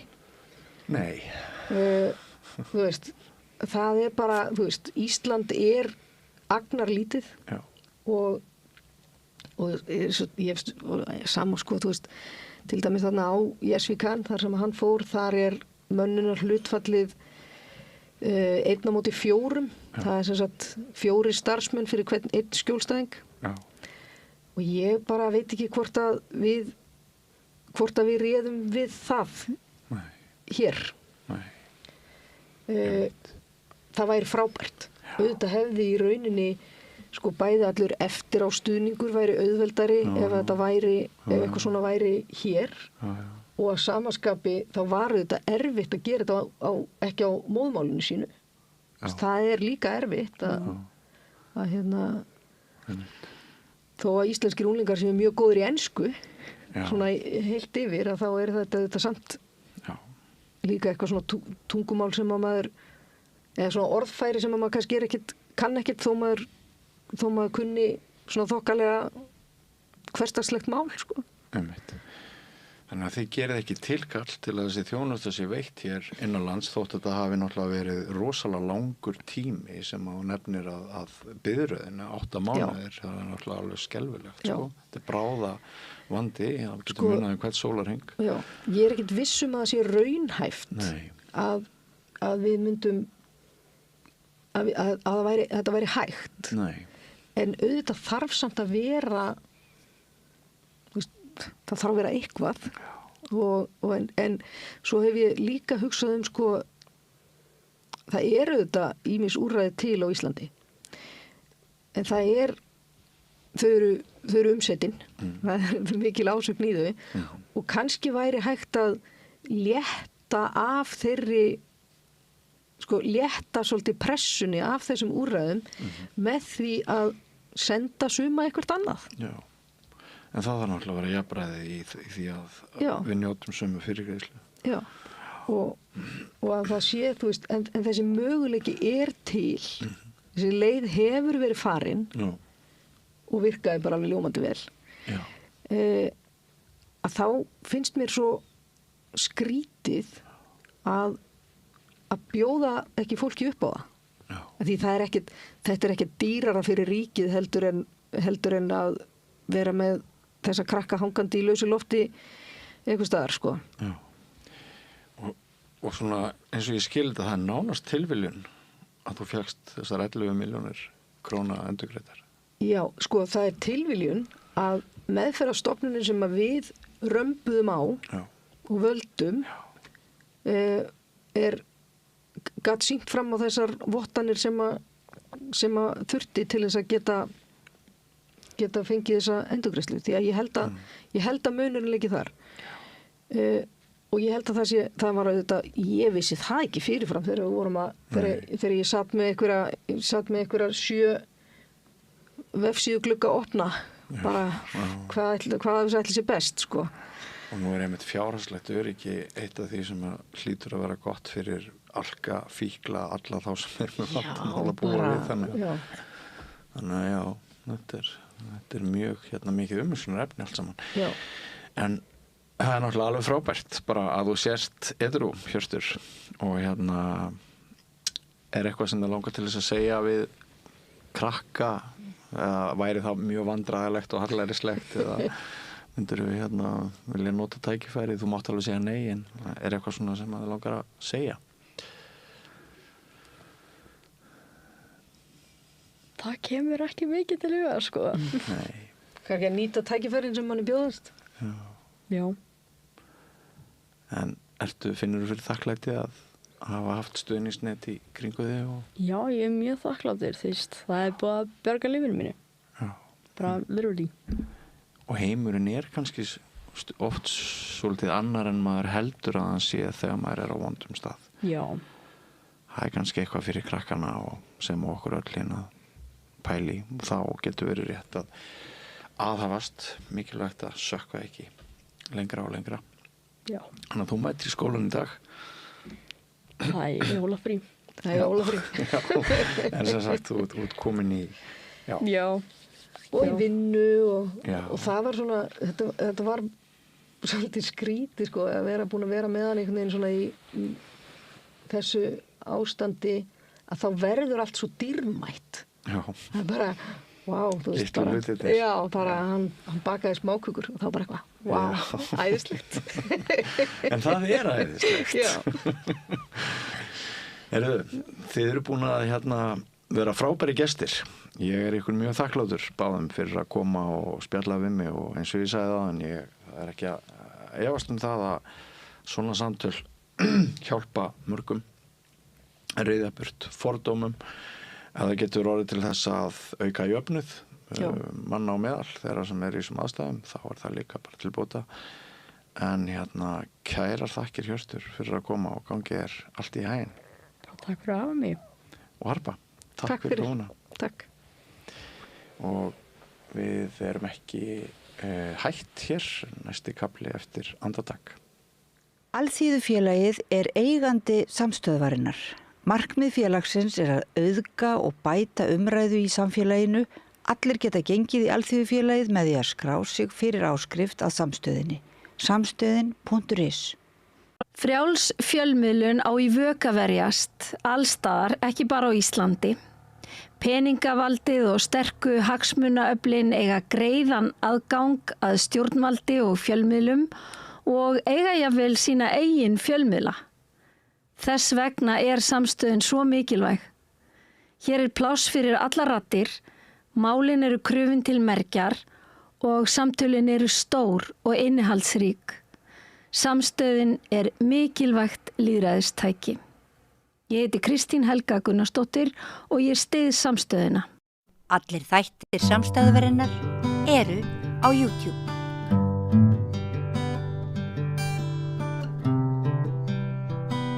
Þá komið að því að heyra í Helenu Ólafsdóttur, öryggissérfræðing sem oft kemur hingað. Við ætlum að ræða þjóðaröryggisstefnu Bandaríkjanna sem við svolítið verið að ræða við hinn á þessa undanfarna daga, enda þetta mikil tíðindi eins og sjáum á að fjölmjölum víða heim, þar sem að menn eru að reyna að glöggva að sjá þessu, reyna að meta þetta, hvað þetta umverulega, hvort það ég taka marka á þessu, hvort það ekki að taka marka á þessu.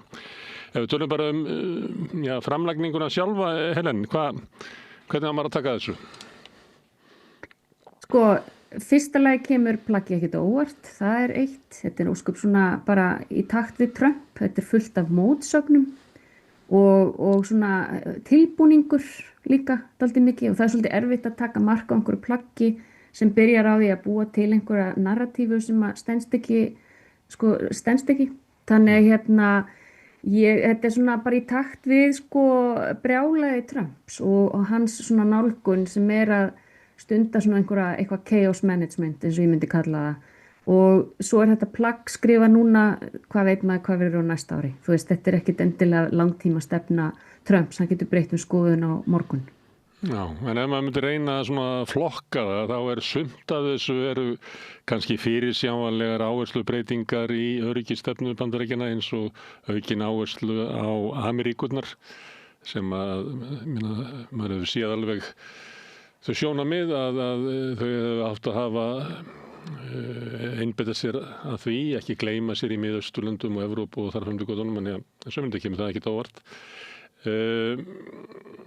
Annað kannski kemur svolítið óvart að það blásið af svona línan í öryggismálum Bandaríkjanna sem að reis kannski hæst á tímum Bush yngri að það veri hlutverk Bandaríkjanna að breiða út lýðræði og vestræna stjórnarhætti í Miðausturlöndum.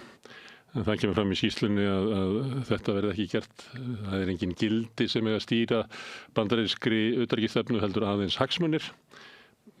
Sömuleyti kemur þetta ekki óvart svona út frá Trump, en það samt svona svolítið sérstakt að sjá þetta á blaði.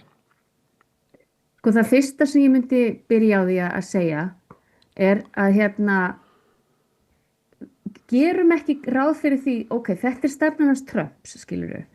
En vandamálið að þetta sett svona fram eins og þetta það búið að normalisera brjálæðið og við skulum átta okkur á því að allt sem stendur í þessari skýrslu, það sem talað það reyndar talað einhver ákveðin gildi, en það eru þeirra gildi, það eru magagildin að það talað freedom of speech, málfrelsi, það talað alls konar gildi, en þegar þú skoðar hvað að gerast heima í Bandaríkjunum, þá bara algjörlega allt á skjön við það sem sagt í þessu plaggi. Þú veist, það verið að hafa af fólki bara basic réttindi í Bandaríkjunum. Núna í stjórnartíð Trumps, til dæmis með ICE-löggunni sem að fer og treður svoleiðis á mannréttum bandarískra ríkisborgara. Þannig að plaggið gjörsamlega verðlaust nema þetta svona bara eiginlega kannski leggur bara blákalt á borð brjálæðið í rauninni. Og mér finnst ótrúlega merkilegt og það eins og sé, það búið að normalisera svolítið brjálæði Trumps eins og þetta sé einhver eðlilegur hlutur. En sko þegar það eyða einhverjum blaðsíðum, fleiri blaðsíðum í að tala hvað ræðileg Evrópa en þú veist, það bara ekki einu svona minnst á sko þegar við erum að tala hvað það hérna gömlu hérna óvinina sko, þú veist, það Rússland og það Kína og Norður-Kórea og svona, það ekki minnst á þetta og sko kaflinn Afríku eitthvað svona stór. Mið-Austurlönd það bara, já, við erum ekkert, bara það ekki lengur okkar hagsmunir að vera í Mið-Austurlöndum. Sko, nú skulum við átta okkur því að ég alveg sammála kannski mörgu af því sem, en sko það sem á bakvið það heldur ekki hugsun sem að samræmist mínum gildum, skilurðu. En til dæmis þetta brölt þeirra í Mið-Austurlöndum og í Afríku náttúrulega, þú veist, eitthvað sem að ég hef verið að krítisera meðal annars í þáttunum hjá þér, þessu heimsvaldastefna. Heimsvaldastefnan kannski bara að færast úr bara svona að vera pjúra hernaður yfir það að vera miklu meira einmitt svona neokolóníal, þú veist, hérna, það sem þeir bara gera díla. Og við skulum gera okkur grein fyrir því að bara til dæmis varðandi Afríku, þeir eru ekkert farnir frá Afríku. Það sko, þeir voru bara mjög nýlega með mjög stóra aðgerð í Sómalíu, þar sem ég að vinna. Það sem þeir voru með síls bara á, þú veist, það sem þeir bara fóru inn í landið og drápu fullt af ISIS hryðjuverkamönnum. Þannig að sko, ég held að við skulum ekki endilega ætla það að þó að þeir segist vera svona, þú veist, hernaðurinn þeir bara orðin hann orðin öðruvísi. Það það að þeir vilja ekkert endilega láta draga sig inn í einhverja langa hernaðal, eitthvað svona langt hernaðarbrölt eins og Írak og vera fastir í, en við skulum gera okkur grein fyrir því að þeir eru að nota dróna út alla Afríku og sprengja það sem þeir sýnist. Þeir gera það sem þeir sýnist. Þannig að þetta bara öðruvísi taktík. En það sem ég var að nefna var að á tímum Bush yngri þá var þetta látið líta út að Bandaríkin væru fórustusveiti lýðræðisríkja og mannréttinda í heiminum og var að breiða það út og þaðan sóttu þeir svona eiginlega réttlætingu á því að vera með afskipti, að þeir voru góðu gæðnir. En þetta svolítið flautað af, en það koma, eins og þú bendir á, það koma önnur gildi, það koma makagildin og þau eru skýrust í kaflanum Evrópu. Það sem verið að tala að Evrópa sé að tapa sér með því að viðhalda þessum, hvað ég að segja, svona liberal gildum sem að Bush baðaði sig upp úr. En Trump segir hins vegar að Evrópa muni ekki ná sér nema að taka upp önnur gildi sem eru þjóðernishyggja, sem svona hvít yfirburðahyggja, andstaða við innflytjendur. Það eiginlega nýja línan sem kemur frá þessu gamla fórusturíki, stærsta lýðræðisríkinu. Akkurat, og þetta svo, sko, þetta mótsagnirnar aftur þarna, þess að þeir ætla ekki að skipta sér af innanríkismálum og setja það fram, en síðan eyða heilum kafla í það að tala það hvernig þeir ætla að skipta sér af innanríkismálum í Evrópu og Suður-Ameríku. Vegna þess að, og svo sko spyr maður sig svolítið, ég svona varandi bara þessi gildi sko. Ég hef sagt og margir sem að deila því með mér að gríman einfaldlega bara fallin vegna þess að þessi sko eins og einmitt Trump, Bush yngri, þú veist, að fara þarna undir einhverju yfirskyni lýðræðishyggju og frelsis var náttúrulega bara tilbúningur. Þú veist, þetta var bara grótesk heimsvaldastefna skilurðu sem átt sér stað í Írak og að sömu leyti í Afganistan og víðar. Þannig að sko, fyrir mér sko, Bandaríkin voru aldrei góði gæin. Þú veist, en þetta var svona bara eitthvað yfirskyn sem að þeir notu. Lýðræðið og réttindin voru heima fyrir í Bandaríkjunum, þau voru það ekki í þeim ríkjum sem þau voru að íhlatast í. Þannig að fyrir mér þetta bara svona CIA og amerísk heimsvaldastefna bara blákalt núna, þeir eru hættir að þykjast en þetta bara svolítið kannski aðeins, þetta svona þessi umsnúningur varðandi hverjir eru þínir bandamenn. Það stóra málið í þessu, að Trump bara hreinlega að færa sig úr Evrópu. Þeir eru að draga heri sína frá Evrópu. Þeir eru í rauninni, það stóra kannski breytingin, hvernig þeir sjá Evrópu ekki lengur sem bandamann. En það sem ég myndi segja eitt og svo algjörlega trassa sko, tala niður hverja einustu alþjóðastofnun sem að, sko, og allt samstarf. Þannig að þeir eru svolítið, sko, það svo mikill hroki í þessu skjali, að þeir ætla bara að gera þetta einir. En veröldin virkar ekki svona. Þetta er þar að leiðandi rosalega sko, naív plagg vegna þess að þú getur ekkert, sko Ameríka getur ekki ein og sér bara vaðið áfram, þú þarft bandalög og þeir eru ekkert að fara í bandalag með Kína.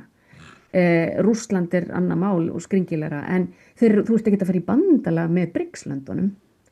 Amerikanar með því að taka sig út úr Evrópusamstarfinu í rauninni að einangra sig svo rosalega að ég myndi segja að þetta myndi koma aftur í baki á þeim.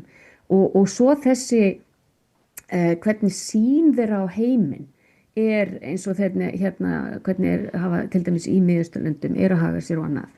Að til dæmis bröltið er í kringum Gaza og ætla að þykjast það eins og það hefur verið eitthvað vopnahlé. Það sem bara búið að selja í rauninni Palestínumennina bara undir Ísrael í þessu ekki einu sinni minnst á náttúrulega þarna. Og reyndar mjög lítið minnst á Ísrael. Það er bara sagt Ísrael, þeir styðja við Ísrael, en það kemur svolítið óvart að það er ekkert mikið Ísrael þarna, sko. En ok, það sem er svo skrítið er það, þú ert að hafna þarna þínum svona tradísjónal bandamönnum. Ég held að, sko, Ameríka á ekki bara eftir að brenna sig á því að einangra sig svona rosalega, heldur líka sko stefnan þeirra sem þeir eru að sérstaklega í Miðausturlöndum núna undir Trump nota bene þar sem þeir gefa Ísrael algjörlega lausan tauminn. Þetta kemur í bakið á okkur öllum vegna þess að það er svo mikið óréttlæti í þessu bröltið þeirra og þessari heimsvaldastefnu og hvernig Ísraelar haga sér að þetta er mjög líklegt til langs tíma til þess að leiða af sér uppreisn hópa og fleiri hryðjuverkasamtök. Það er alveg gefið. Svona óréttlæti en bara sko nálgunin á heiminn, hún er náttúrulega út frá Trump og hans makafylkingu en þú veist, mér finnst nálgunin á heiminn frá Trump séð meira að segja mjög naív, líka viðskiptalega séð. Þannig að þetta er mjög merkilegt. Þetta er bara, já, en mér finnst vera búið að normalisera fólk að tala þetta eins og þetta sé sko eitthvað eðlilegt plagg. Þetta er það bara engan veginn, sko. Þeir sem hafa verið og mært bandalög við Bandaríkin eru í nokkru vanda. Sumir hafa verið að benda á að þeir sakni þess að þarna sé harðari afstæða gagnvart Kína, Rússlandi, Íran, Norður-Kóreu eins og var áður. Þú nefndir þarna Ísrael að það er ekki í kaflinum að Ísrael sé leiðarljós lýðræðis í þessum heimsluta, hann er ekki vegna þess að þeir hafa ekki áhuga á lýðræðinu lengur. Það er flóknara fyrir Evrópuþjóðurnar að vera í bandalagi með Bandaríkjunum þegar að Bandaríkin vilja raunverulega ekki verið í bandalagi með Evrópu, efast bara stefnuna sem að þar ríkir, sjá vonar neistan í uppgangi þjóðurnisflokka og eru þarlandi að segja að við ætlum að vera bara á sama hátt í gagnvart Evrópu og við erum inn í Bandaríkjunum. Við ætlum bara að vera vinir þeirra sem eru vinir okkar, sem eru þá bara flokkar sem ofta var kannski svona 30% fylgi í Evrópulöndunum og þeir ætla að vinna með þeim. Það er vonin að Evrópa nái sér en þeir eru með svona efasemdur að það sé þetta stóla á Evrópu sem bandamann segja meiri segja að stefna sig þannig að innan 20 ára verði mörg af þessum löndum komin í, hvað heitir það, siðferðislegt hrun, þannig að það sé ekki hægt að stóla á það sem bandamenn. Þetta er náttúrulega fyrir Evrópuþjóðurnar, segjum bara eins og íslensk stjórnvöld, þá er þetta svolítið flókið að meta það hvers konar er hægt að vera í bandalagi með svona ríki og hvernig hegða maður sér gagnvart þeim sem er ekki bara sættast ekki við þá niðurstu sem kemur hér út úr kosningum og þú stefna sem er hér mótuð, heldur vill sérstaklega mynda bandalag með þá flokka sem þeir telja að séu svona líkar í makarhefingunni. Sko, gleymu því ekki að Trump er mjög hefnigjarn maður og hann er mjög lítil sál. Hann er svona, ég er að reyna að leita rétt orðlæginu en hann er óbóðslega, hann haga sér eins og barn þessi maður, það er alveg klárt mál og það sem að ég held að þessi stóri Evrópukafli snýst svolítið mikið það að þegar að Trump var forseti í fyrra skiptið og þegar hann fór þá voru það evrópskir leiðtogar sem gerðu stanslaust grín á honum og töluðu alveg svakalega niður til hans. Þannig að mér finnst hann vera í einhverju svona hefndar hug og þú veist, hann hatar þessa leiðtoga í Evrópu vegna þess að það er bara staðreynd að það var Evrópa gerði mjög mikið grín á Trump og þetta er bara hefndar, margt af þessu er eitthvað í hefndarskyni.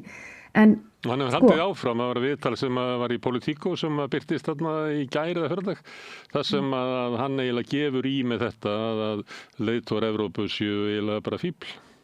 Já, og þannig að þú veist að það að ætla að sko tala þetta sem einhverja svona sensible stefnu þegar hún byggist bara rosalega mikið á Trump sjálfum, frekar en að þetta sé eitthvað svona langstíma coherent strategi, það er bara, þú veist, þá er fólk ekki búið að lesa þetta með réttu linsunni, sko, því að annað í þessu, sko, þegar ég horfi á heiminn og svona hætturnar sem að stæða á okkur, þá er það gervigreind, það er loftslagsváin, skilurðu, og það er ekkert.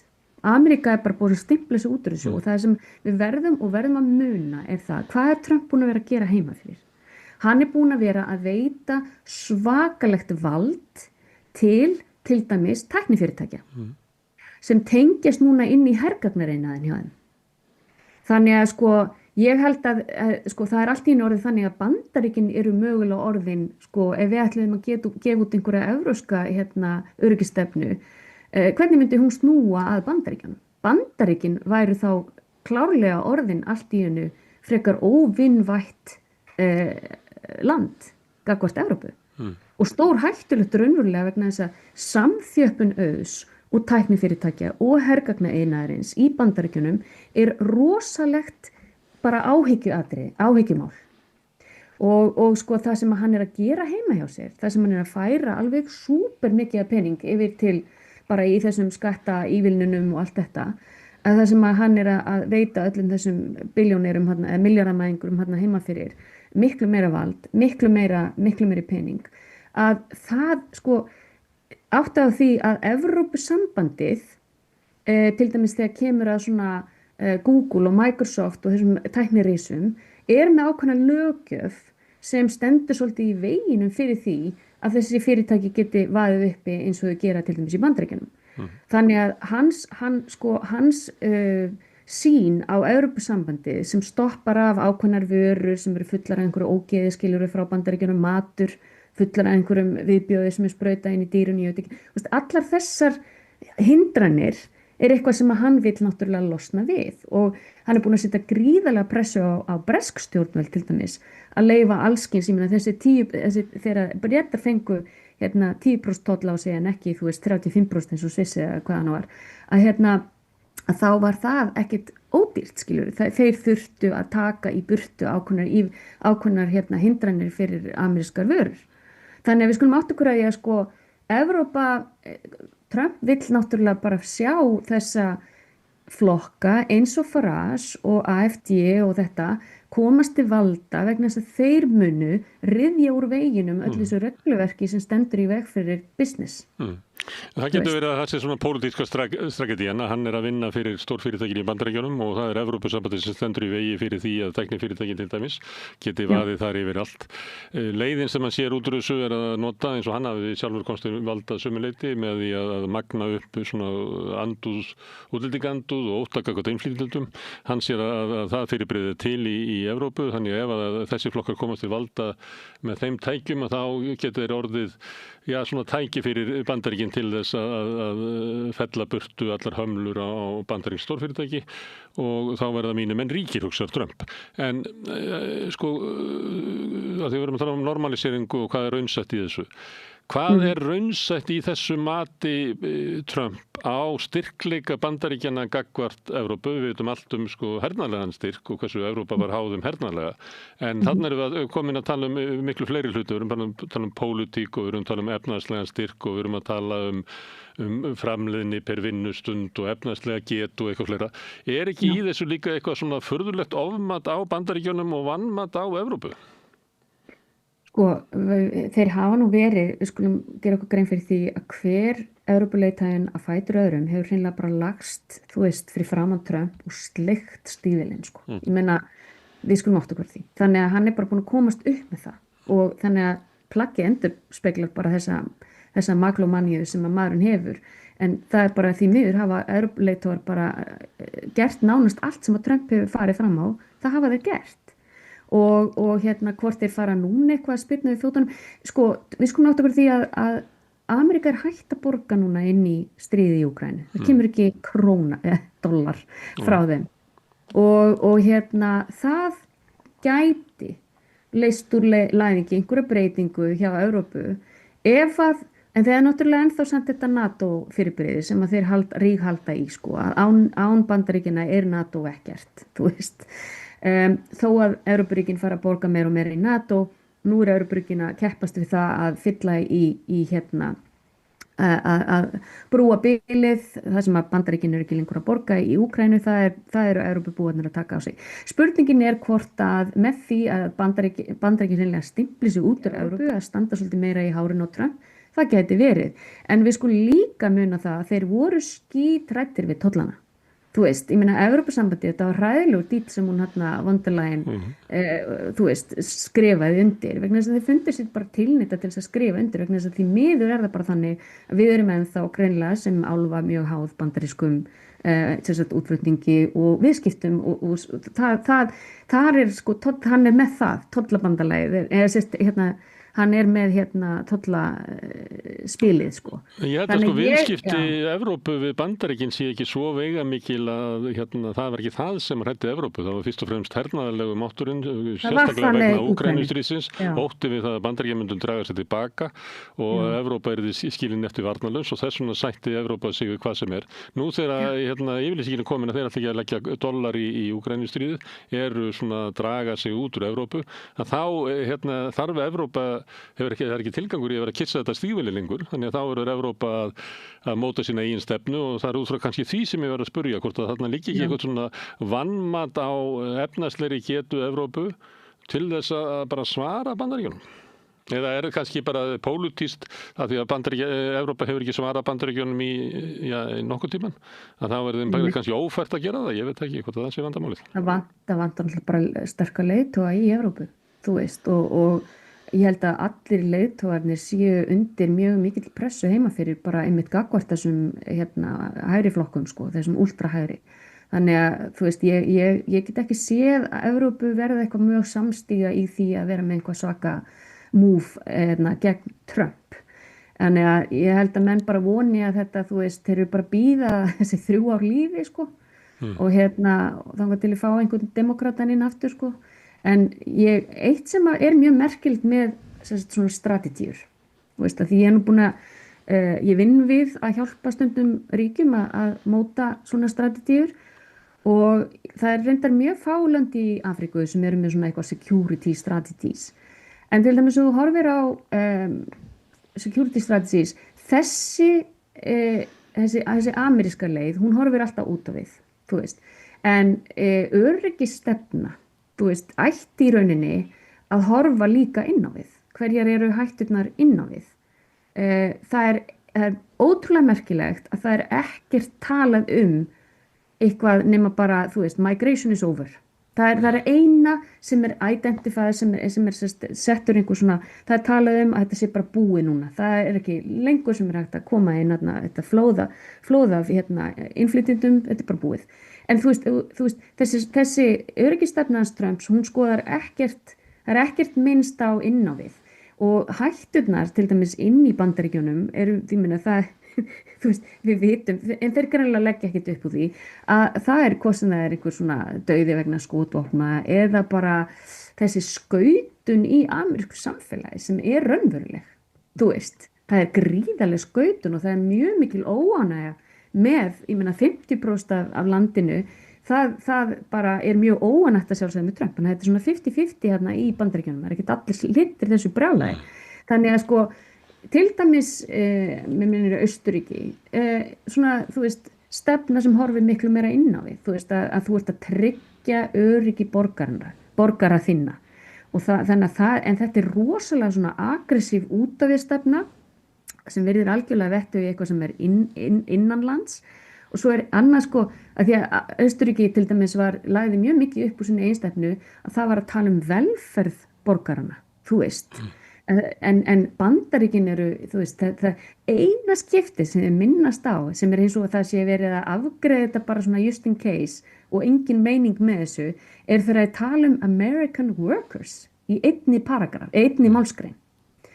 þú veist, það ekkert í þessari stefnu í rauninni sem að síðan fara þær bara að tala eitthvað allt annað. Þetta ég hef alltaf skrifið þetta niður sko, en þetta á einum stað sem eitthvað talað að þeir þurfi að þessi stefna sé fyrir sko American workers. Þú veist, sem alltaf bara klárlega algjört bullshit. Ég meina, Trump rekur efnaðarstefnu sem að gera ríkari sko, og að gera fátakari. En kenningin hans sem að hann með á lofti að tollarnir muni renna stoðum undir amerískan iðnað og síðan í þessum samningum þar sem hann semur það að lækka 50% tollnir í 30% þá fylgir oft loforði komandi ríki sem að fjárfesta í Bandaríkjunum og hann kemur heim og tilkynni það sé á leiðinni, ég man ekki hvað talan orðin há hjá hann núna, þetta sé bara $7 trillion eitthvað, þetta svo stærðfræðileg upphæð að þetta stórleiti innihalslaus loforð en svona stefnan hans í orðikveðnu snýst það að renna stoðum undir góð bandarísk störf og þar með lífsafkomu meginþorra almennings. Já, en hann fylgir því síðan ekki með einhverjum öðrum stefnum. Það bara eins og skattarnir einur og sér, skattastefnan ein og sér eigi bara að afgreiða þetta og þetta verði bara eitthvað automatískt sem hann að gera til þess að þú veist, lyfta upp samfélagunum sem þurfa því að halda í röstbeltinu og svo framvegis. Það ekki þannig. Þannig að þetta mjög yfirborðskennt og svo sko bara já, við verðum kannski að taka okkur smá högg sko. Það var nú sagt sko í byrjun þegar vörur fóru að hækka náttúrulega, því það allt búið til í Kína og þannig að þeir hafi í rauninni ekki geta þessi aggressjón gegn Kína, þeir geta ekki haldið henn úti. Ekki eins og komið vegna það tekur tíma að byggja upp allt þetta industrí aftur í Bandaríkjunum. Það tekur einhvern heilan áratug, skilurðu. Þannig að hann gæti farið sko. Það kannski ástæða fyrir því að mörgum fannst stefnar vilja vera minna herska á gagnvart Kína heldur en að fólk reiknaði með. Það nefnilega akkurat málið. Það akkurat málið vegna þess að stefna Trumps 2016.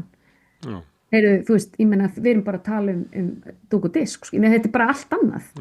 Hvað segir maður? Þetta bara ekki dúk og disk. Hvað það sem ég að þetta íslenskt gott.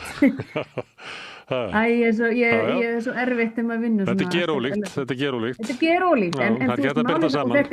Þetta bara eins og tvær persónur, skilurðu. Já, epli og appelsína. Takk fyrir. Takk fyrir. Sko, þetta tvær persónur vegna þess að 2016. Þá kemur hann með þessi stefnu sem að í rauninni mjög konservatív, hún mjög konservatív. Eftir að Obama var svona meira með öðruvísi stefnu sem var svona meira byggðist á samvinnu, þú veist. Obama var mikið samvinnu og alþjóðastofnun og allt þetta. En Trump kemur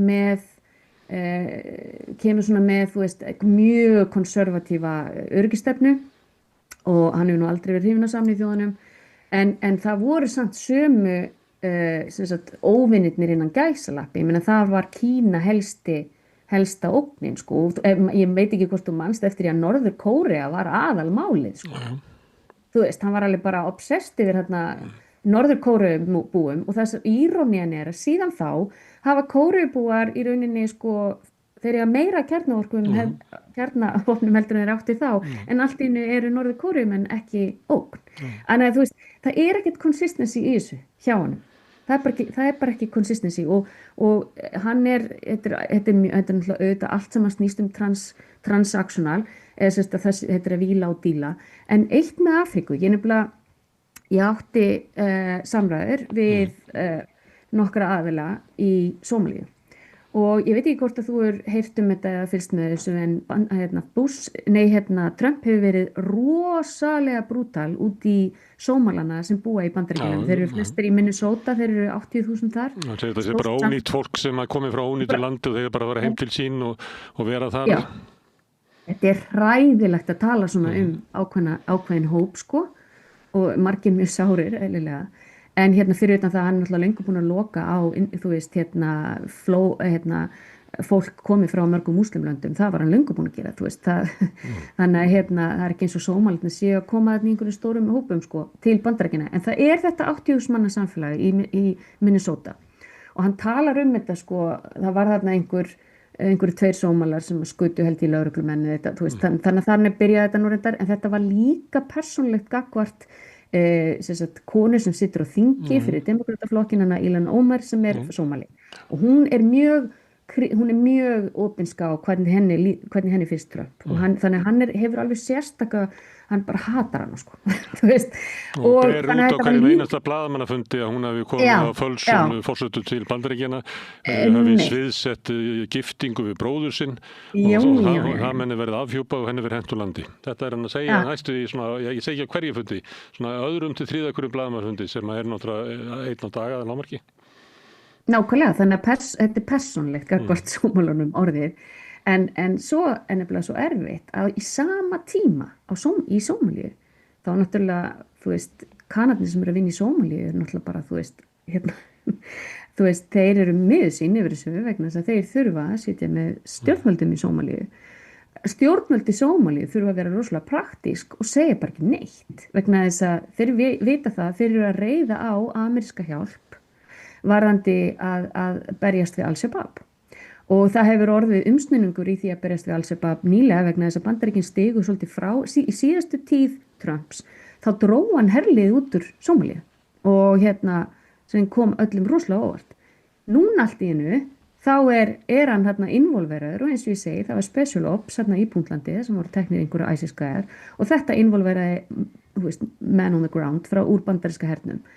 Þannig að Sómalarnir segja bara ekki neitt til að láta bara þetta yfir sig ganga og ég held að það sé svolítið mikið gegnum gangandi með Afríkuþjóðirnar sem að sjá kannski pínulítið tækifæri í því að það sé þá ekki verið að reyna að breyta þeirra kultúral elementi, heldur sé þetta orðið meira svona samstarf, hvort sem það hernaðarlegt eða með möguleika á því að gefa Bandaríkjamönnum access af einhverjum námum og þetta verði svona viðskiptasamband vegna þess að ég meina ég starfa mjög lengi í Afríku og það var náttúrulega alltaf þessi krafa mannréttindi og krafa breytingar inn í samfélagunum og það sama með Mið-Austurlönd. Ég held að það sé mjög marg lönd í Mið-Austurlöndi sem eru grútfegin því að Bandaríkin segjast að vera hætt þessum, þú veist, að skipta sér að en á sama tíma að þá eru Bandaríkin eins og segi að fara að skipta sér af Evrópu og fara að skipta sér af Suður-Ameríku.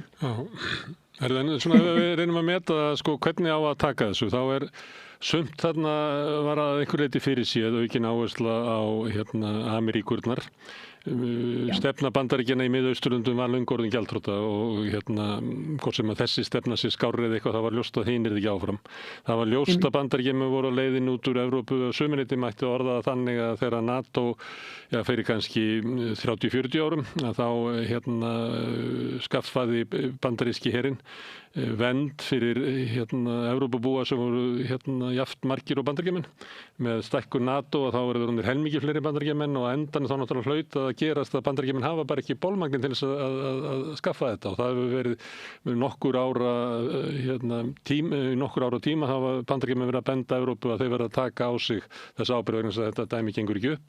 Það búið að vera að vita með Trump að hann metur samskipti við Rússlands meira heldur en það hverjir eiga Donbass í Úkraínu, hann finnst það bara engum máli skipta. Hún þurfa að vera mjög mikilvægt að ná Rússlandi til sín stundum það rökstutt með því að þú getur ekki, Bandaríkjamenn get ekki hort upp á það að Rússar fari í faðminn á Kínverjum, þess vegna verða að búa til sérstakt samband við Rússlands til þess að forða það að Kínverjarnir verði þess stærri. Þannig að það svona margt í þessu sem var kannski fyrir séð. Hvernig þetta er framsett að þá kemur þessi svona brútalismi Trump og dónaskapur sem náttúrulega bara flæða yfir heimsbyggðina og byrja að hafa áhrif á stjórnmál út allt. Kannski kemur það okkur óvart. Síðan það hann spurning, eigum við að taka mark á þessu og hverju eigum við að taka mark á þessu? Ég hef tekið eftir því að sumstaðar í Evrópu eru menn að reyna að ráða í frumvörp sem að liggja fyrir þinginu fjárveitinga til hersins og þar ekki að merkja þessi mikill samdráttur til herja í Evrópu og svona líka svona herfræðingar að segja að það ekki líklegt að þetta þýði það að verði stórir flutningar á bandarískum hermönnum út úr Evrópu. Það ekki alveg að sjá, þannig að sumir eru menn að segja að þetta er bara eitthvað gaspur sem notað þarna í makarhefingunni, líklega til innanlandsbrúks eða eitthvað, eða ég meina kannski þarf bara Trump að fá útrás fyrir móðgunagirni sína sem þú varst að nefna áðan. Hann náttúrulega sármóðgar út í þessa Evrópuleiðtoga og langar til þess að tala yfir hausamótunum á þeim. Þannig að einhver leyti er þetta bara svona svona pólitískt innanlands gagg sem notað og hefur ekkert gildi. Þannig að við skulum kannski sjá til hvernig stjórnmálin þróast í Bandaríkjunum, kannski skánaði einhver leyti. Sagan segir okkur enda það að ef demokratar koma við völd þá ekkert líklegt að þeir breyti aftur stefnin í Miðausturlöndum eða við Ameríkurnar eða það að Bandaríkjunum séu hægt og bítandi að fara út úr Evrópu. Það ekkert von á einhverjum stórvægilegu breytingu, þótt að sé kannski von á því að Bandaríkjamenn tala ekki af sömu stjórnlausu fyrirlitningunni gagnvart Evrópu eins og Trump gerir. En þannig að ég svona stilla þessu upp svona þess að mér að draga saman hvernig umræðan hefur verið, þess að menn að veltaði fyrir sér hvað eigum við að gera við þetta. Þetta náttúrulega sérstakt plagg, þú hefur aldrei séð svona áður. Svona sendingu frá stjórnvöldum í Bandaríkjana til Evrópu, þú hefur aldrei séð þetta. Nei, og þess að segja, það einhvern veginn búið að normalisera brjálæðið. Þú veist, það sem verið að fjalla þetta plagg eins og þetta sé eitthvað svakalegt analysis og strategía á bakvið þetta, því þetta svo mótsagnakent og eins og ég segi, fullt af lígum hreinlega bara, þú veist, í byrjun plaggsins þegar þeir fara að tala ágæti Trumps og það þessi maglomania í, þú veist, þetta eins og þetta sé skrifað af, þú veist, gamla forseta Turkmenistans, skilurðu mig, þú veist, þetta þannig og þegar þú ert með Pete Hegseth og þú veist, þetta sé þáttur í Borat þetta bara þannig en þannig að en plaggið í rauninni endurspeglar bara hvernig Trump stjórnar, skilur við þannig að það þó allavega kannski smá consistency í því að þetta endurspeglar brjálæðið sem þetta ok, þú veist, ég reyna svona að spá í einmitt eins og þú segir, hefur þetta einhver áhrif þú veist, skiptir þetta einhverju máli gríman fallin, það það sem að mér finnst bara vera svona, þetta orðið meira honest, við vitum alveg hvernig CIA og hvernig Bandaríkin hafa hagað sér jafnvel undir Obama, skilur sem að með dróna árásir út allar trissur, þannig að og þessi neokolónialismi Bandaríkina, það eitt í þessu sem mér finnst nefnilega svo magnað, það pínu lítill kafli Afríku og að því þeir tala til dæmis access af sjálfgæfum málmum og eitthvað svona, þú veist, sem eitthvað svona strategic element. Þess vegna finnst mér svo fyndið að þetta það pínu lítill kafli Afríku. Hverjir eru stærstir orðnir í Afríku? Það Kína. Kína á orðið allt eða hefur aðgang nánast í allt. Í allri Afríku og við skulum nota bene átt okkur því. Afríka ein ríkasta álfan í heimi. Hvað varðar, hvað sem það eru málmar og fleira. Þannig að þetta að sjá ekki, þeir eru algjörlega búin að færa viðskipta hagsmuni sína samkvæmt þessu plaggi, reynir maður að rýna í, þeir nenni ekki Afríku, Miðausturlönd bara, þeir nenni ekki einhverju strís, þú veist, þeir nenna því ekki, þeir þurfu ekki olíunni lengur að halda, þannig að þetta svona irrelevant svæði fyrir þá, sem kannski alveg ágætis greining fyrir þá, skilurðu. En það sem að, þú veist, þeir virðast vera að horfa miklu meira til markaðana í Austur-Asíu og þannig að það er svona smá pæling að þá þetta ekki orðið svo að Kína sé lengur eitthvað svona óvinnur en þeir greinilega hugsa svolítið mikið með að nú allt í orðið Indó eða Asia kann var náttúrulega daginn og ferðast þarna Suðaustur-Asíu og Austur-Asíu að það miklu meiri áhersla á það svæði út frá svona markastækifærum því eins og ég segi, Afríka þú veist, liggur við 2-3 málsgreinar, bara ágreitt. Það 3 málsgreinar síðan með þetta á síðunni, þetta bara rétt í lokin eins og hvað við glimt Afríku. Já, þetta er litran eins og þetta sé potað þarna undir og með ekki gleyma Afríku.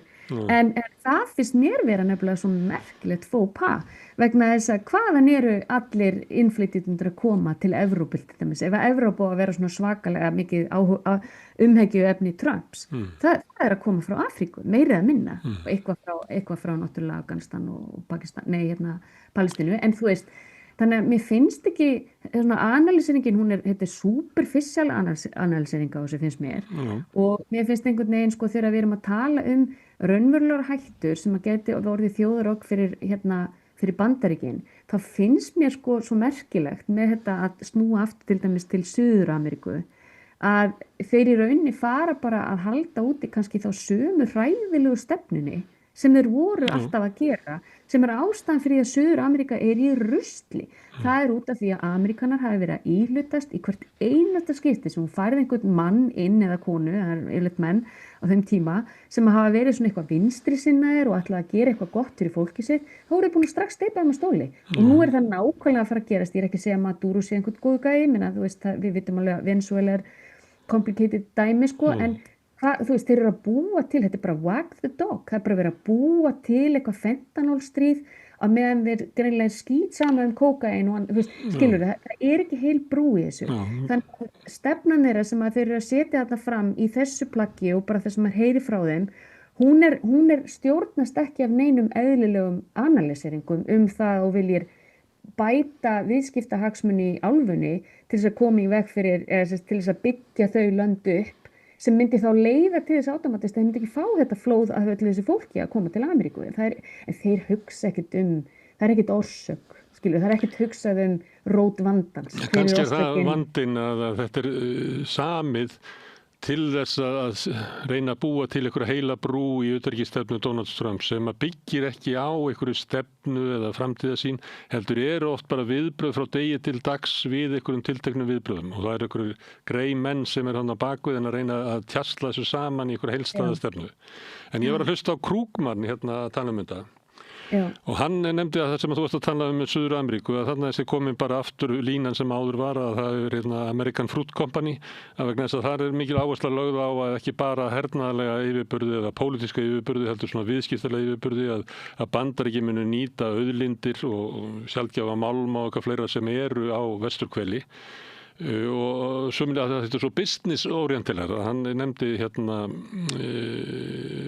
bandaríska fyrirtækið, þess að voru þessi lönd kölluð hérna bananalýðveldi. Og svo segir hann eiginlega að hugmyndin virðist vera svo sama að gera það með Bandaríkjunum því að það áherslan á sko tæknirisana og fleira sem Evrópusambandið stendur í vegi fyrir og það virðist ekki vera að hugmyndin sé eitthvað sambarleg stefna að tæknirisarnir eigi að vera eins og hérna American Fruit Company var á sínum tíma og stjórnvöld eigi síðan að tryggja hagsmuni tæknirisana í Evrópu og í Suður-Ameríku. Þetta sagði hann. Svo sagði hann annað Krugman að því hann skemmtilegur haus. Svo var hann að segja að ef maður reyna að skilja þetta, að þá virðist þetta vera þannig að hérna, Bandaríkin eru ekki lengur eina stórveldið sem ætlar að vera með hérna, löggæslu út allan heim. Heldur ætlar að draga sér tilbaka á vesturhveli og þeir ætla ekki að verða heimsveldi, heldur ætla bara að verða svona regional heimsveldi. Og þeir gefa raunverulega Kína og sömuleyti Rússlandi eftir að verða það á sínum svæðum. Og hann segir einhvern veginn, mér finnst þetta svo stór breyting að ég bara eiginlega trúi sig ekki þegar ég les það. Að þetta sé hugmyndin. En kannski þetta, eins og ég var að lýsa á þann, bara vandræði þeirra sem að semja þessa skýrslu við að reyna að láta einhverja lógík vera á bakvið svona skyndilegum ákvörðunum og skoðana skiptum sem að Trump alltaf í. Já, ég held að þetta eins og þú segir sko, ég vilja fyrir að skrifa þessa skýrslu. En það sem að mér finnst svo athyglisvert þá, ef þú ert í rauninni að sko, þú veist, promotera business, hvernig Trump gerir það í gegnum bara líka við sko blackmail starfsemi. Og það yfirleitt ekki góður business til lengdar, skilur við. Þannig að, þú veist, að ætla, ég meina, þetta það sem Trump trúir, að hann bara, þú veist, að hann talar strength, að þú veist, peace through strength, en friður Trumps ekki réttlæti, skilurðu, heldur friður Trumps, hann bara það sem hann, þú veist, þrýstur þessu bara. Það réttlæti hinn sterka, það eiginlega hans stefna svo að hinn sterki verður að nota afl sitt, því annars hann að eyðileggja samfélagið og heiminn. Þess vegna það besta réttlæti að hinn sterki noti afl sitt til þess að fá sínu fram, því að það sem að hinn sterki vill leggja áherslu á hlýtur að vera rétt, því annars væri hann ekki það sterkur.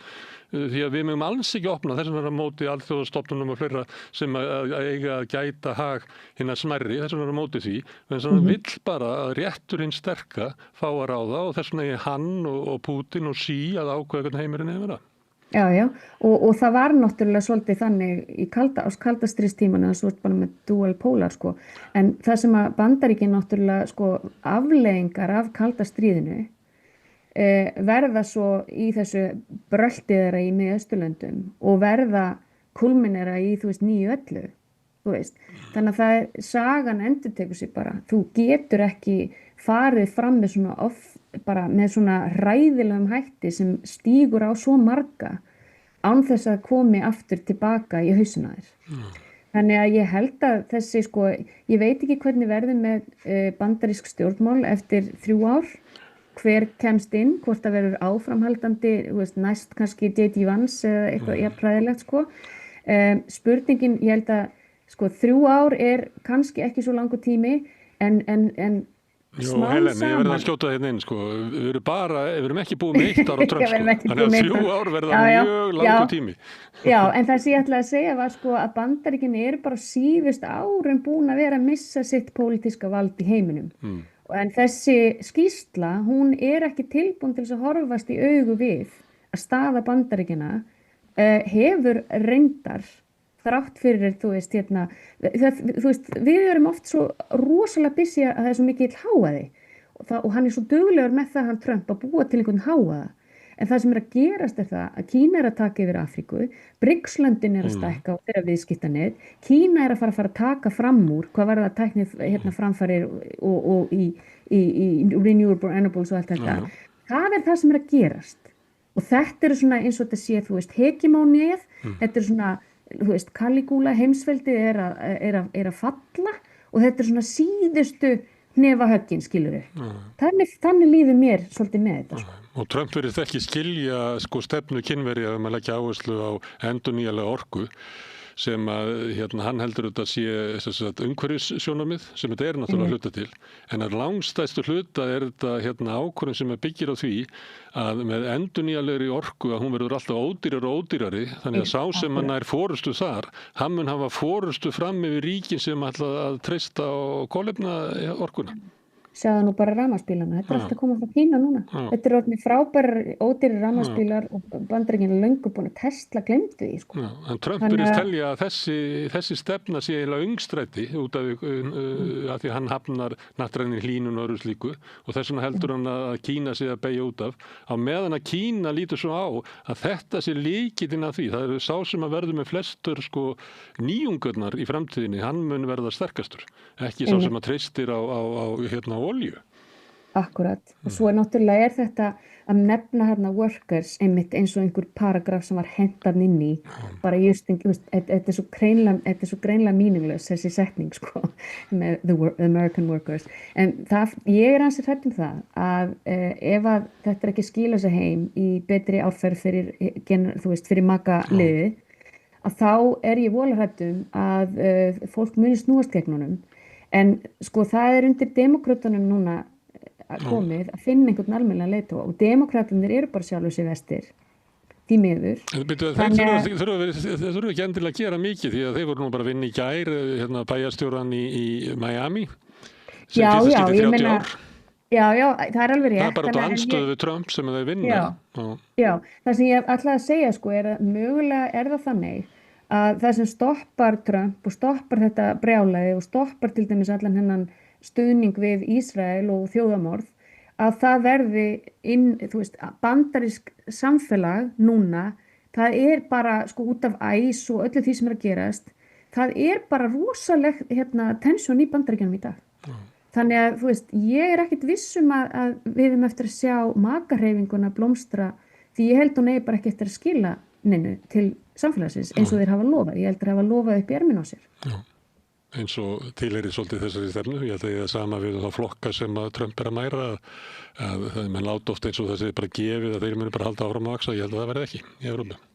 Og enn síður sko með stuðningi frá Bandaríkjunum því að þetta náttúrulega þjóðveldissinnaðir flokkar og það svolítið erfitt að sjá fyrir sig sko alþjóðarhreyfingu þjóðveldissinnaðra flokka. Já, en svo líka til dæmis í Bretlandi lega Bandaríkjumenn fara að segja Bretunum fyrir hvað að gera, þá nú Bretunir yfirleitt gera akkurat hið andstæða sko. Þannig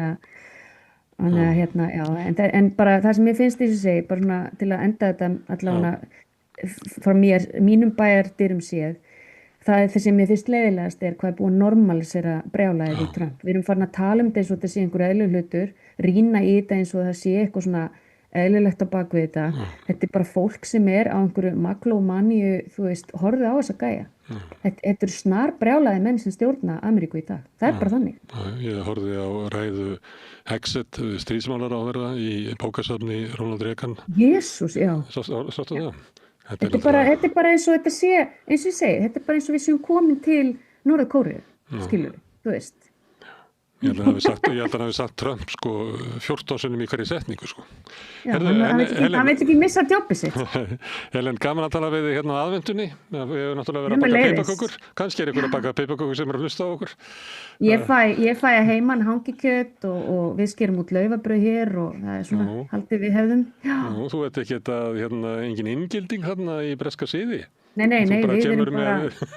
Við höldum í okkar menningu. Ok.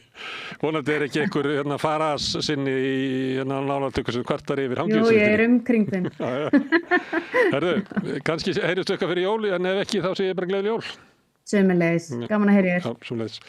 Herðu, við ætlum að halda áfram hérna, við ætlum að fara að tala prófkjör ungsfólks í Reykjavík. Björn Þorláks kemur hérna eftir augnablik.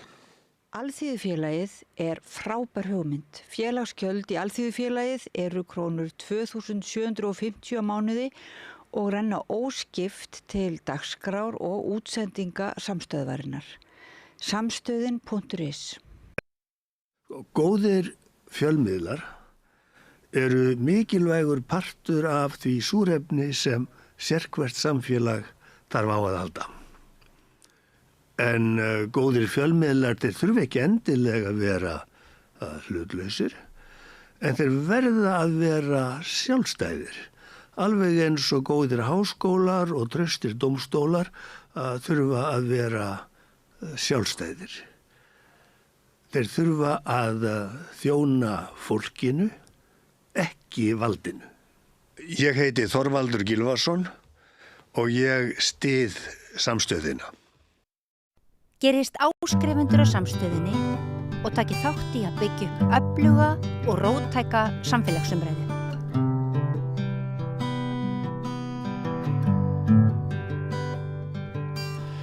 Við heyrum það stundum hér á samstöðina að við séum ekki nógu duglega að tala við ungt fólk og það er alveg rétt. Við viljum að ræða núna pólitík ungra jafnaðarmanna eða ungs jafnaðarfólks. Málefnið er það einkum, eða allavega til að byrja með, að þar er verið að brjóta blað með forprófkjöri fyrir sveitarstjórnarkosningarnar eða borgarstjórnarkosningarnar í Reykjavík í fyrsta skipti og ég held að séu 6 frambjóðendur sem að berjast 2 sæti og þau 2 sem að verða hlutskörpust fara svo inn í pottin í síðar. Þannig að þetta er nýlunda og eru komin hingað Jóhannes Óli Sveinsson eða Jóli eins og við kallum þig, forseti ungs jafnaðarfólks, ekki satt? Jú, heldur betur. Og Sofía Svanhvít Árnadóttir, þú ert varaforseti. Já. Takk fyrir að koma, velkomin. Takk hérlega. Hvernig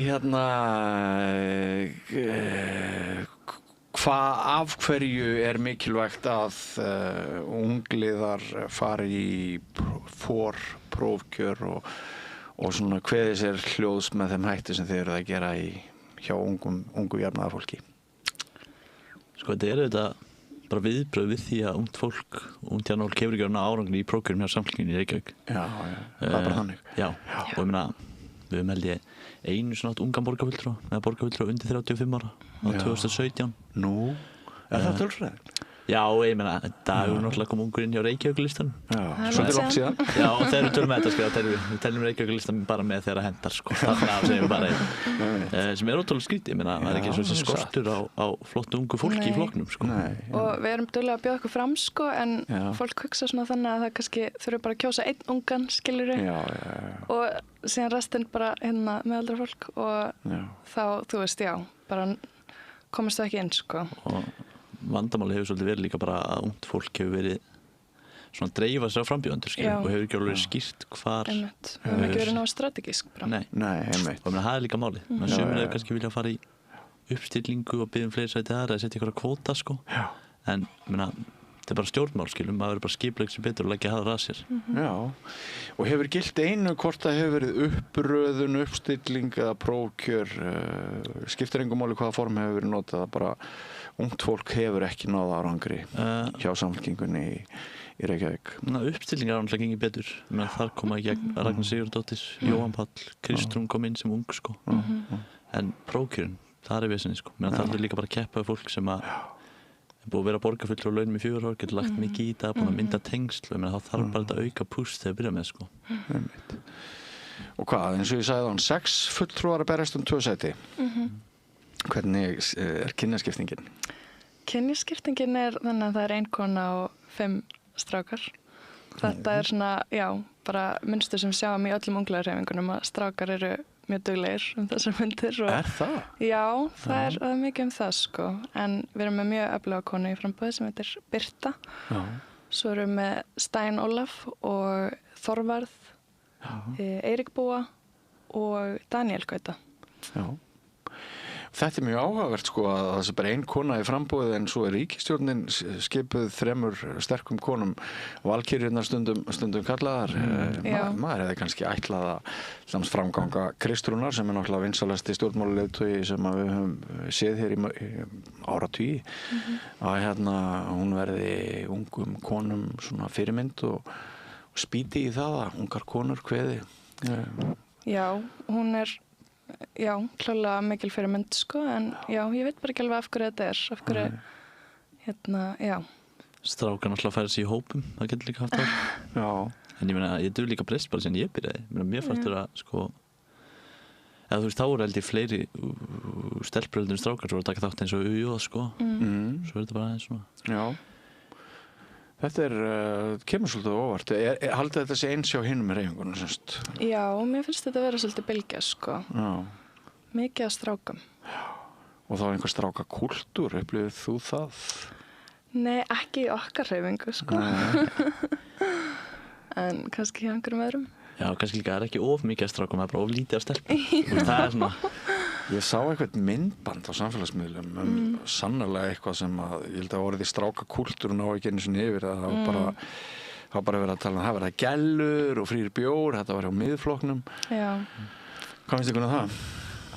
Það er bara mjög leiðilegt að það sé verið að þú veist markasetja þetta svona og bara þessi hlutgerfing bara mjög sorglegt Komið frá þér á þetta? Já, ég meina Viltu tjá þig? Ungi miðflokksmenn er bara að hátta sínum málum eins og þeir vilja Þeir verður skora með þeim aðferðum sem þeir nota Já, ég meina gellur og bjór þetta er alltaf selt En þetta er ekki gott Nei, þetta er ekki smekklegt Nei, þetta er ekki smekklegt Nei Hafið þekkið öll þessa 6 frambjóðendur sæmilega svona?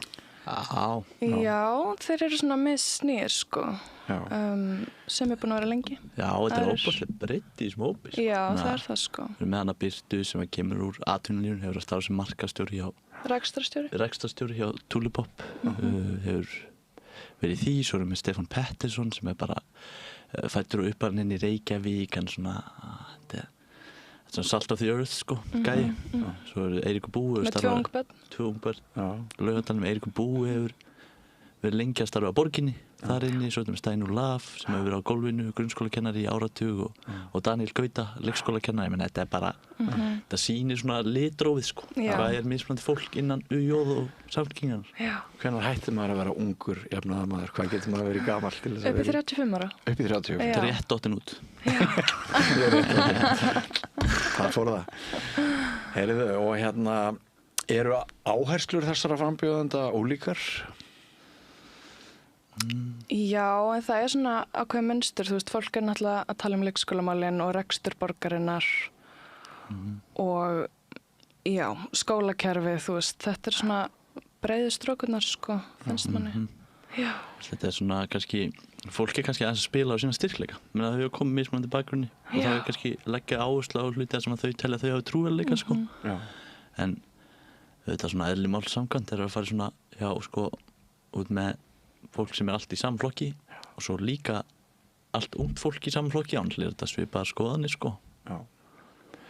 Sko, maður finnur svolítið fyrir því bara í heitapottinum í sundlögunum að reykvískum almenningi finnst vera orðið bara svolítið hátt upp til borgarfulltrúa og þeim finnst borgarfulltrúar aftengdir bara svona þessu hversdagslega lífi.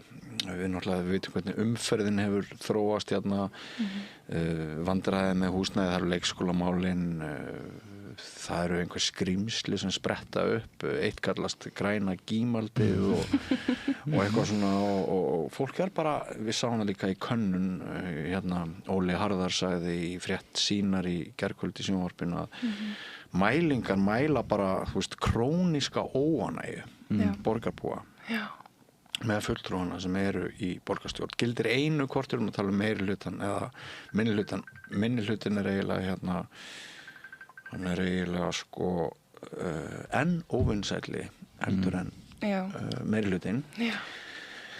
Spurningin þetta svolítið á ykkar vakt sko. Nú verður þið bara að axla þá ábyrgða sem ungir jafnaðarmenn og samfylkingarsinnar þá ber samfylkingin einna mesta ábyrgð á þessu myndi maður ætla að það staðis að samfylkingafólk hafi verið fyrir hinna venjulegu alþýðu þá virðist vera sem það sé einhver gjá þarna milli. Hvernig skýrið þið þetta?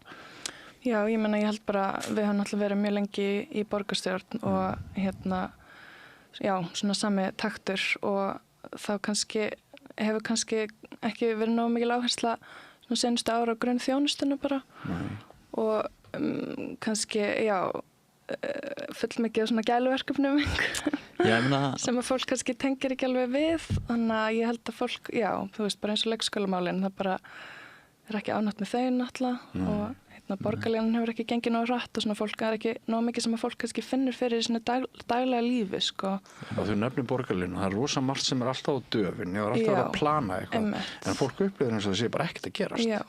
Nei, við megum líka ekki, sko, þú veist að ég held sem mikilvægt þessu borgarlínu, menn þetta er bara mögnuð samgöngubót fyrir allt höfuðborgarsvæði. Þetta eru hlutir við eigum hugst til langs tíma að byggja upp borg, en eins og við samfélkinguna sem eru lengi meirihluta, þú veist, það þetta okkar að fólk upplifi að það sé verið að vinna fyrir þau, að þetta skilir sér betri þjónustu fyrir þau og hérna, og það þýðir ekkert bara að velta sér á hliðin og vera eitthvað að byrja yfir kjósendum, sko, ég meina almenningur, þú veist, svona almenn óánægja með almennings, þýðir bara að fólki líður ekki eins og sé verið að vinna fyrir þau og það sé ekki verið að skila árangri og það það sem við þurfum að gera betur, skilur, og við þurfum að einmitt vera meira fókus á þessar hluti sem að skipta máli daglegu lífi á sama tíma og við erum að hugsa stórt og til framtíðar af því það skiptir máli að maður byggja borg, sko. Það eru borgarfulltrúar eins og Sanna Magdalena Mörtudóttir sem að mælast með mjög mikla persónulegar vinsældir og fólk nefnir hana sem svona, já, ein af þeim fáu sem að nenna að taka slæginn fyrir almenning og hitta fólk og allt þetta. En sko, hvernig sjáu þið fyrir ykkur að ungir fulltrúar samfylkingarinnar, ef þeir komast í borgarstjórn, að þeir geti leyst þessa ómenningu af hólmi? Að þeir geti skipt henni út og komið með betri menningu, meiri auðmýkt? Já, ég held að það sé bara klálega komin tími á eitthvað af nýju fólki, sko, og hérna bara enn betra ef þau eru ung, hafa svona ferska sín og kannski, já, ekki einhvern veginn búin að móta alveg, eða þú veist. Nei, það fá bara að horfa á hlutina fyrst skipti aftur, skil. Og ég held að þarna, og sem að heyri svona hjá þessum ungu frambjóðendum, það er bara ótrúlega mikill vilji til að fara að forgangsraða fjármagni betri á Reykjavíkurborg, leggja meiri áherslu á þessa grunnþjónustu sem að skipta fólk máli frá degi til dags og færa svolítið upp úr sko hugmyndafræðilegum skotgröfum, skilur. Þannig að einmitt að einbetta sér að því skiptir raunverulega máli. Eitt sagði við mig hérna einhverju sinni þegar hérna allt var teft í ruslamálunum og hlóðst upp ruslið heima á fólki. Það væri sko svona grunnþjónusta sveitarfélaga, það væri rauninni mjög einföld. Þetta væri hérna skaffa lóðir, taka ruslið hjá manni, sjá til þess að það væri leikskólapláss en ekkert að því var í lagi þegar hérna þau ummæli féllu. Þetta er algjörlega eitthvað sem okkar frambjóðendur tala mikið um, sko. bara þú veist, stóru atriðin þurfa bara að vera í lagi, skilur það bara aðhlutverk sveitarfélagana. Já, maður verður samt á að segja, ég held að við þurfum að sinna þessari grunnþjónustu vel, en við eigum samt að leyfa okkur þegar að skipuleggja stóra höfuðborg að hugsa til framtíðar. Við eigum ekki bara að vera í við þurfum að stjórnmálamenn eiga að hafa skoðunar á hvernig borgin byggst upp og hvert við ætlum að stefna samfélag og ég held að það sé að fólk vill alveg frá stjórnmálfólki en bara til þess að fólk hafi þol fyrir því að það vita við lagi. Nákvæmlega. En þið nefnið það að þetta eru þaulsetnir borgarfulltrúar Samfylkingarinnar og ég verð nú bara að segja það að sumir þeirra eru nú ekkert sérstaklega vinsælir, það verður nú bara að segja þá hluti eins og þeir eru. Standið þið með því að Heiða leiði Samfylkinguna áfram sem borgarstjóri? Það spurning. Hún hefur staðið sem ég vel í velferðarmálum og svona, þannig að það alveg, hún hefur sína styrkleika en það er líka bara spennandi að sjá hvort að einhver annar gefur kost á sér. Já, verið að leita?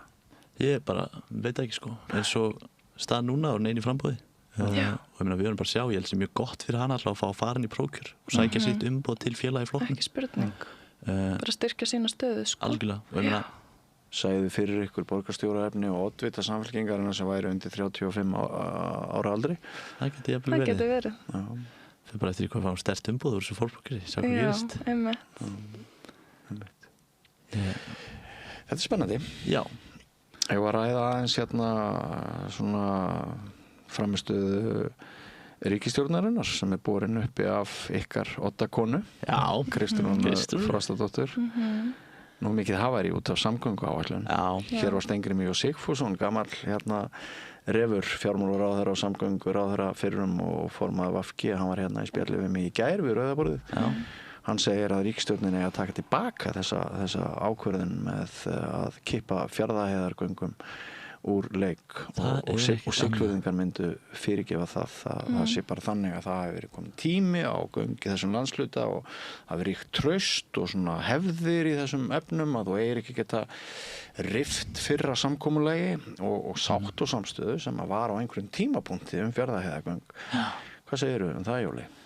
Já, ég meina, Steingrímur náttúrulega veit sitt hvað göng hann veit með valaði göngunum en ég meina draga tilbaka, ég meina Sigur Ingi kynnti sem samgönguáætlun var bara engan veginn fjármagnað hann vissi ekkert hvernig hann ætlaði að gera þetta og ég efast hann ætlaði að standa við þetta einhvern tímann auðvitað er ótrúlega erfitt fyrir, ég bara skil reiði Seyðfirðinga óbúslega vel en Fjarðarheiðargöng eru dýrgöng, þetta er erfið framkvæmd og það eru ótrúlega margir jarðgangakosti sem við viljum ráðast í svona er ákveð að forgangsraða núna og mér finnst leiðilegt hvernig umræðan hefur fest í þessu bara forgangsröðun jarðgangna á meðan að samgönguáætlun er ótrúlega margir aðrir hluti líka fyrsta lega mann bara mjög ánægður að við séum loksins með trúverlega áætlun að byrja að bora göng við hefum ekki byrjað að bora ný göng síðan 2017 ég held að Færeyingar hafi borað 8 á sama tíma og svo hefur verið þarna að setja full fjármagna viðhald loksins í vegakerfinu við hefum verið að safna upp innviðaskuld í vegakerfinu sem hann kosta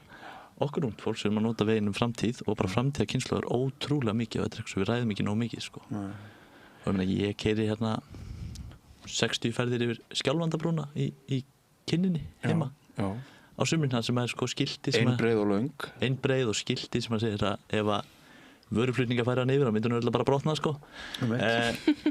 og sem er bara og þetta er til dæmis, það sjáum við að við erum að fara að ráðast í hana að því það er búið að tryggja fjármagn ég maður samt sakna hennar pínulítið og svona hjartaði mann þegar maður var að fótboltaæfingar ég var alltaf að keyra með eins og ég keyrði bara á 100 yfir brúna maður þyrsti svona allt fólk sem er nýkomið með bílpróf það er svona, byrju nú þarf ég að vanda mig rosalega bara að reykast ekki út í handrið ég mun eiginlega sakna mest bara að taka þennan maður kemur yfir, takk fyrir að bíða en ef almenningur á Íslandi og nú er ég ekki að tala stjórnarandstöðuna bara af því mér finnst alltaf mikið ákalli á almenningi að það sé að mynda svolítið breið samstæða fyrir því að Austfirðingafjórðungur Austurlandsfjórðungur, hann sé bara í mjög mikill hættu ef Fjarðarheiðargöng verða ekki sett á dagskrá ef það kemur svona ákall frá almenningi finnst þér Sofía að ríkisstjórnin ætti að hlusta á svoleiðis? Það verður hún bara að halda kúrs? Já, ég veit það ekki, sko. Nei, það er snúið spurning. Já, þú veist, ríkisstjórnin hefur náttúrulega lagt áherslu á það að það er ekki hægt að gera allt fyrir alla. Og einmitt að, sko, breyta ekki kúrs þó einhverju sé óánægðir, skilurðu. Þú voru að taka erfiðar ákvarðanir. Þannig að ég bara, já. Hvað ákall frá almenning? Það var líka bara ansi sterkt ákall að fara í Fjarðargöngin frekar heldur Fjarðargöngin, þannig fyrir austan. Það bara verið að safna stórum undirskiptalista. Já, þeim ber samt ekki saman það, svona viðmælendum á Austurlandi. Þetta flókið. Ég held að sko fólki þegar það búið að fá eins og þarna. Það Fjarðargöngin sett framar, styttraði þau. Það var hópur sem maður vildi það mjög mikið og maður fann það þegar maður fór austur fyrir kosningar. Það var bara ekkit, þetta ekki alveg svona einfalt sko og einmitt, ef maður ræðir hvað mun skila Austfjörðum miklu. Þarna bara verið að hringtengja Austfirði 350 daga árið ekki, 350, 345 og þarna verið að gefa Seyðisfirði aðganga mjög stóru atvinnusvæði á Reyðarfirði, Fáskrúðsfirði, Eskifirði, Neskaupstað segi ég fyrir ekki, maður ekki alveg með þetta og sem mun bara þýða sko ótrúlega góða hluti fyrir ferðarþjónustöðuna, fyrir atvinnutækifæri og mér finnst alveg leiðinlegt að sé verið að tala það svona mikið niður sko, ég ætla að fá sjálfum sveið sko. Lítum okkur þá nær og förum aftur til höfuðborgarinnar.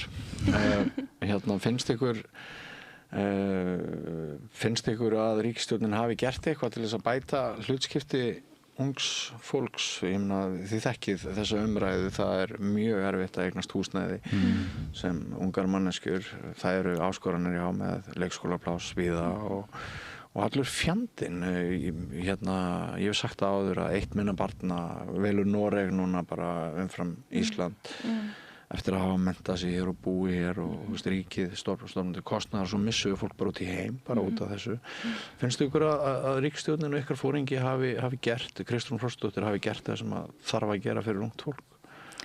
Já, fyrsti húsnæðispakkin er alltaf mjög góð byrjun. Fylgur í sig náttúrulega, festa hlutdeildarlán í sessi og ráðstöfun séreignarsparnaðar inn á húsnæðislán. Komin einhver fyrirsjáanleiki í það sko, að ráðstafa séreignarsparnaðar sem að þýðir bara mikið fyrir fyrstu kaupendur. Saman með hlutdeildarlán eða bara miklu fleiri sem að geta tekið hlutdeildarlán núna heldur en var. Þetta voru að vera með sko, þú veist mér snemma komið of mikla tekjur til þess að fá hlutdeildarlán. Og svo verður maður að setja í samhengi við ákveðum seðlabankastjóra. Já, svo er það einmitt bara stærsta sko, að fólk sko vil stundum láta eins og, þú veist, málefni ungsfólk sé bara eitthvað mjög nýs, skilur við, að meðan, þú veist, 5 vaxtalækkanir á árinu er bara huge fyrir ungt fólk og já. En Seðlabanki gerir nú samt eiginlega allt sem hann getur til þess að torvelda það að ungt fólk eignist húsnæði. En það verður bara að segja þess. Já, ég meina það er bara ákveð markmið hjá þeim skilur þegar við erum að kæla markaðin. Já, en margir efast að vinnu aðferði Seðlabankans séu réttar. Það eru til mörg önnur sjónarhótt á hagfræðistefnu Seðlabankans heldur en það sem þeir flagga sjálfur. Og sumir segja að skorti pólitískt hugrekki hjá manneskja eins og Kristrún bara að vaða í Seðlabankan. Ég ætla að segja að það er bara ótrúlega mikilvægt að Seðlabankinn haldi sínu sjálfstæði. Alveg sama hvaða vitleysa hann gerir. Já, og að stjórnmálamenn séu ekki að hlutast til ákveðnar. Það er bara sko, þetta er bara ótrúlega mikilvægt þátt í peningastefnu. En það sem ég vil tala var sko lánþegaskilin. Ég meina 2 dögum eftir ríkisstjórnin kynni fyrsta húsnæðispakkann, þá er rýmkað á lánþegaskilum hjá Seðlabankastjóra eða Seðlabankanum. Þannig að nú getur fólk fengið 90% lán í stað 85%, heimild bankana til þess að lána umfram hámarksgreiðslubyrði, hlutfall lána, það er hækkað úr 5% í 10%. Þetta þýðir bara ódýrara fyrir ungt fólk komast inn á markaðinn, fleiri komast að. Og heldur þetta muni raunverulega leiða til þess að fólk sjáu tækifæri sem áður mætti loka undir? Tölum bara 85% versus 90% lán. Það er bara að tala að þá þarf þetta að eiga ef við tölum 70 milljónir króna íbúð, fyrirfram þurftir að eiga einhverja 10-11 milljónir, nú þurftir bara að eiga 7. Þetta er sem raunverulega munar. Menn hvað þarf þetta safna miklum pening? Það er það sem tekur tíma og sem fólk er eiga erfiðleikum með. Það er að ná út í þetta. Já, standast greiðslumat og svona. Já, líka standast greiðslumat. En ég meina ríkisstjórnin hefur líka, helmingað hallan á ríkissjóði á einu ári. Það er bara galið, sko. Já, hvað skuld. Það er ógeðslega vel gert, þannig að það hefur náttúrulega hellingsáhrif, sko. En hvað með leigumarkaðinn? Það, eða ekki marga vinir sem leigja? Ég leigi, sko. Já, þú leigir sjálfur. Ég held að þú hafa sagt mér einhvern tímann að þú byggir ágætar aðstæður í þeim efnum. Já, ég hef frekar gott. Ég leigi bara með 3 vinnum mínum 100 áskall á mánuði, skilur, eitthvað svona. Þetta er lítil íbúð, en hún er fín í billi. En ég meina, það er bara verið að takmarka til dæmis hvað má nýta sem Airbnb, þannig að vonandi fyrir meira að nýta sem leiguhúsnæði. Það er hafa sett á, það er frumvarp núna sem er svona, það sem ég myndi kalla einhvers konar ígildi leigubremsu, sko, sem má ekki fara inn eina leiguhækkanir fyrstu 12 mánuði eftir að samningur er gerður, sem að mun skila sér í lægri leigu fyrir ungt fólk sem er á leigumarkaði, sko. Og við þurfum bara að fara að tryggja meira og það sem er verið að gera, að fólk sé ekki að fjárfesta í íbúðum og halda þeim endalaust, sko, heldur að séu nýttar sem húsnæði fólks og séu raunveruleg hvatar í kerfinu til þess að sé fólk sem býr í íbúðunum. Er í lagi að segja helvítis anskotsans djöfs pakk þegar maður er þingmaður samfylkingar og forseti Alþingis? Ég vóki lifi góðu lífi, maður. Vák sjálfstæðisflokkurinn var brjálaður yfir. Nei, ég meina. Það var ekki bara sjálfstæðisflokkurinn, Ríkisútvarpið lét bara í gær eins og það hefði orðið hópslis og þetta var mjög framalega í kvöldfréttatímanum öllum þessum dögum síðar og svo bara heilt kastljós og fórum kvöldu til og er þetta bara fyndið? Hún baðst afsökunar á þessu. Ég held að það bara verið gott, sko. Er þetta orðin einhver farsi? Er ekki grunnreglan að forseti Alþingis á ekki tala svona? Þetta var óhefnilegt og Þórunn var bara til fyrirmyndar í þessu viðtali í gær. Hún stóð sig, ég er svo ánægð með Þórunn alltaf. Já, hún er frábær. Er ekkert sem þið gagnrýnið vegna þess að nú var það alltaf þannig í gamla daga með ungliða í stjórnmálahreyfingum að þeir voru eitt besta aðhaldið sem að móðurflokkarnir gátu fengið. Það var alltaf verið að senda ályktanir hér í gamla daga þar sem að hjólað var í móðurskipið, sko. Já, við erum bara í góðu sambandi við, kjörna fulltrúa, sko, og okkur finnst alveg hlusta á okkur, sko. En þeir eru ekki í góðu sambandi við stjórnun borgarinnar eins og samanber það sem við vorum að tala á þannig að ykkar rödd hefur bara ekkert heyrst. Það bara hefur vantað unga borgarfulltrúa. Nei. Þurfum við ekki bara að vera með meiri dólk? Jú, kannski. Eflaust. En ég meina, við hefum svo líka sagt, skilur, að við ætlum ekki núna þegar við erum komin þá stöðu að samfélkings í ríkisstjórn að fara að leita hlutum til þess að gagnrýna sérstaklega, skilur. Ég er bara mjög ánægð með hvernig ríkisstjórn hefur starfað og hvað er verið að gera, sko. Og við erum náttúrulega í ungu jafnaðarfólki bara því að við erum jafnaðarfólk og við erum náttúrulega mjög ánægð með ríkisstjórn sem er leitt af jafnaðarfólki. Og þetta er jafnaðar ríkisstjórn. Þetta er jafnaðar ríkisstjórn. Er hún ekki vel til hægri eins og margir segja? Nei, ég myndi ekki segja það. Nei. Ég held að það sé bara góða jafnvægi, sko. Sækja tekjur fyrir ríkissjóð þannig verið, sko, í staðin fyrir að fara einhver niðurskurð til þess að laga allan, það verið að sækja tekjur. Það er verið að fara að bæta velferðarþjónustu, sameiginlega innviði í samfélaginu. Þetta er bara jafnaðar hugsjón, sko. Margir segja að vinstri sé bara dautt og það eigi sér enga málsvara og það er rætt umhverfisvernd og svona stöðu jaðarhópa og þeirra sem eru verst. Ég meina, ég alveg sakna ákveðna flokka af þingi, sko. Ég vil alveg hafa aðhald frá vinstri líka, sko, og það verður náttúrulega mjög gott fyrir okkur bara. En ég veit það ekki. Já, þetta er ekki líka bara stóðlega leðist þegar við dotti út, en við fengum frábæra ríkisstjórn líka, sko. Já. Við verðum þetta snýst fyrst og fremst að ná árangur fyrir fólki í landinu, sko. Ekki bara að sé verið að segja réttu hlutina í ræðustól, sko. En þetta verður gaman að vera með róttækan vinstriflokkan inn, en það er líka bara ég held að bara ótrúlega mikið af róttæku vinstrifólki í þingflokki samfylkingarinnar, sko, sem heldur uppi virku aðhaldi. ESB, já eða nei? Já, ég er bara mjög ánægð með niðurstöðuna, sko, eins og að fara í þjóðaratkvæðagreiðslu. Já, að fara í tvöfalda þjóðaratkvæðagreiðslu eftir 4 ár eða núna 3 ár. Ég held að það sé bara laust sem að flestir ætti að geta sætt sig við, sko, hvort sem þeir eru miklu Evrópusinnar eða ekki. Við þurfum að vera með bara yfirgnæfandi meirihluta fyrir þessu og bara að gefa fólki tíma til að taka samtalið mjög gott. Þú ert vissum að þessi þjóðaratkvæðagreiðsla fari fram á þessu þingi vegna þess að við sjáum það að stjórnarandstaðan er með gríðarlega öflug vopn í að teppa alla hluti. Það var náttúrulega málþófið í sumar sem tók einhverja mánuði þarna. Þórunn er líka öflug. Þórunn var öflug þar, já. En núna, sko, í gærkvöld þá var, þegar þingfundi var frestað, þá var bara, sko, þvílíka mælendaskrá en önnur umræða kílómetra gjald og það alveg ljóst að minnihlutin ætlar ekki að leyfa meirihlutunum að koma mörgum málum í gegn og þá veltum maður fyrir sér eru risamál eins og þessi þjóðaratkvæðagreiðsla kemst þetta nokkuð á dagskrá?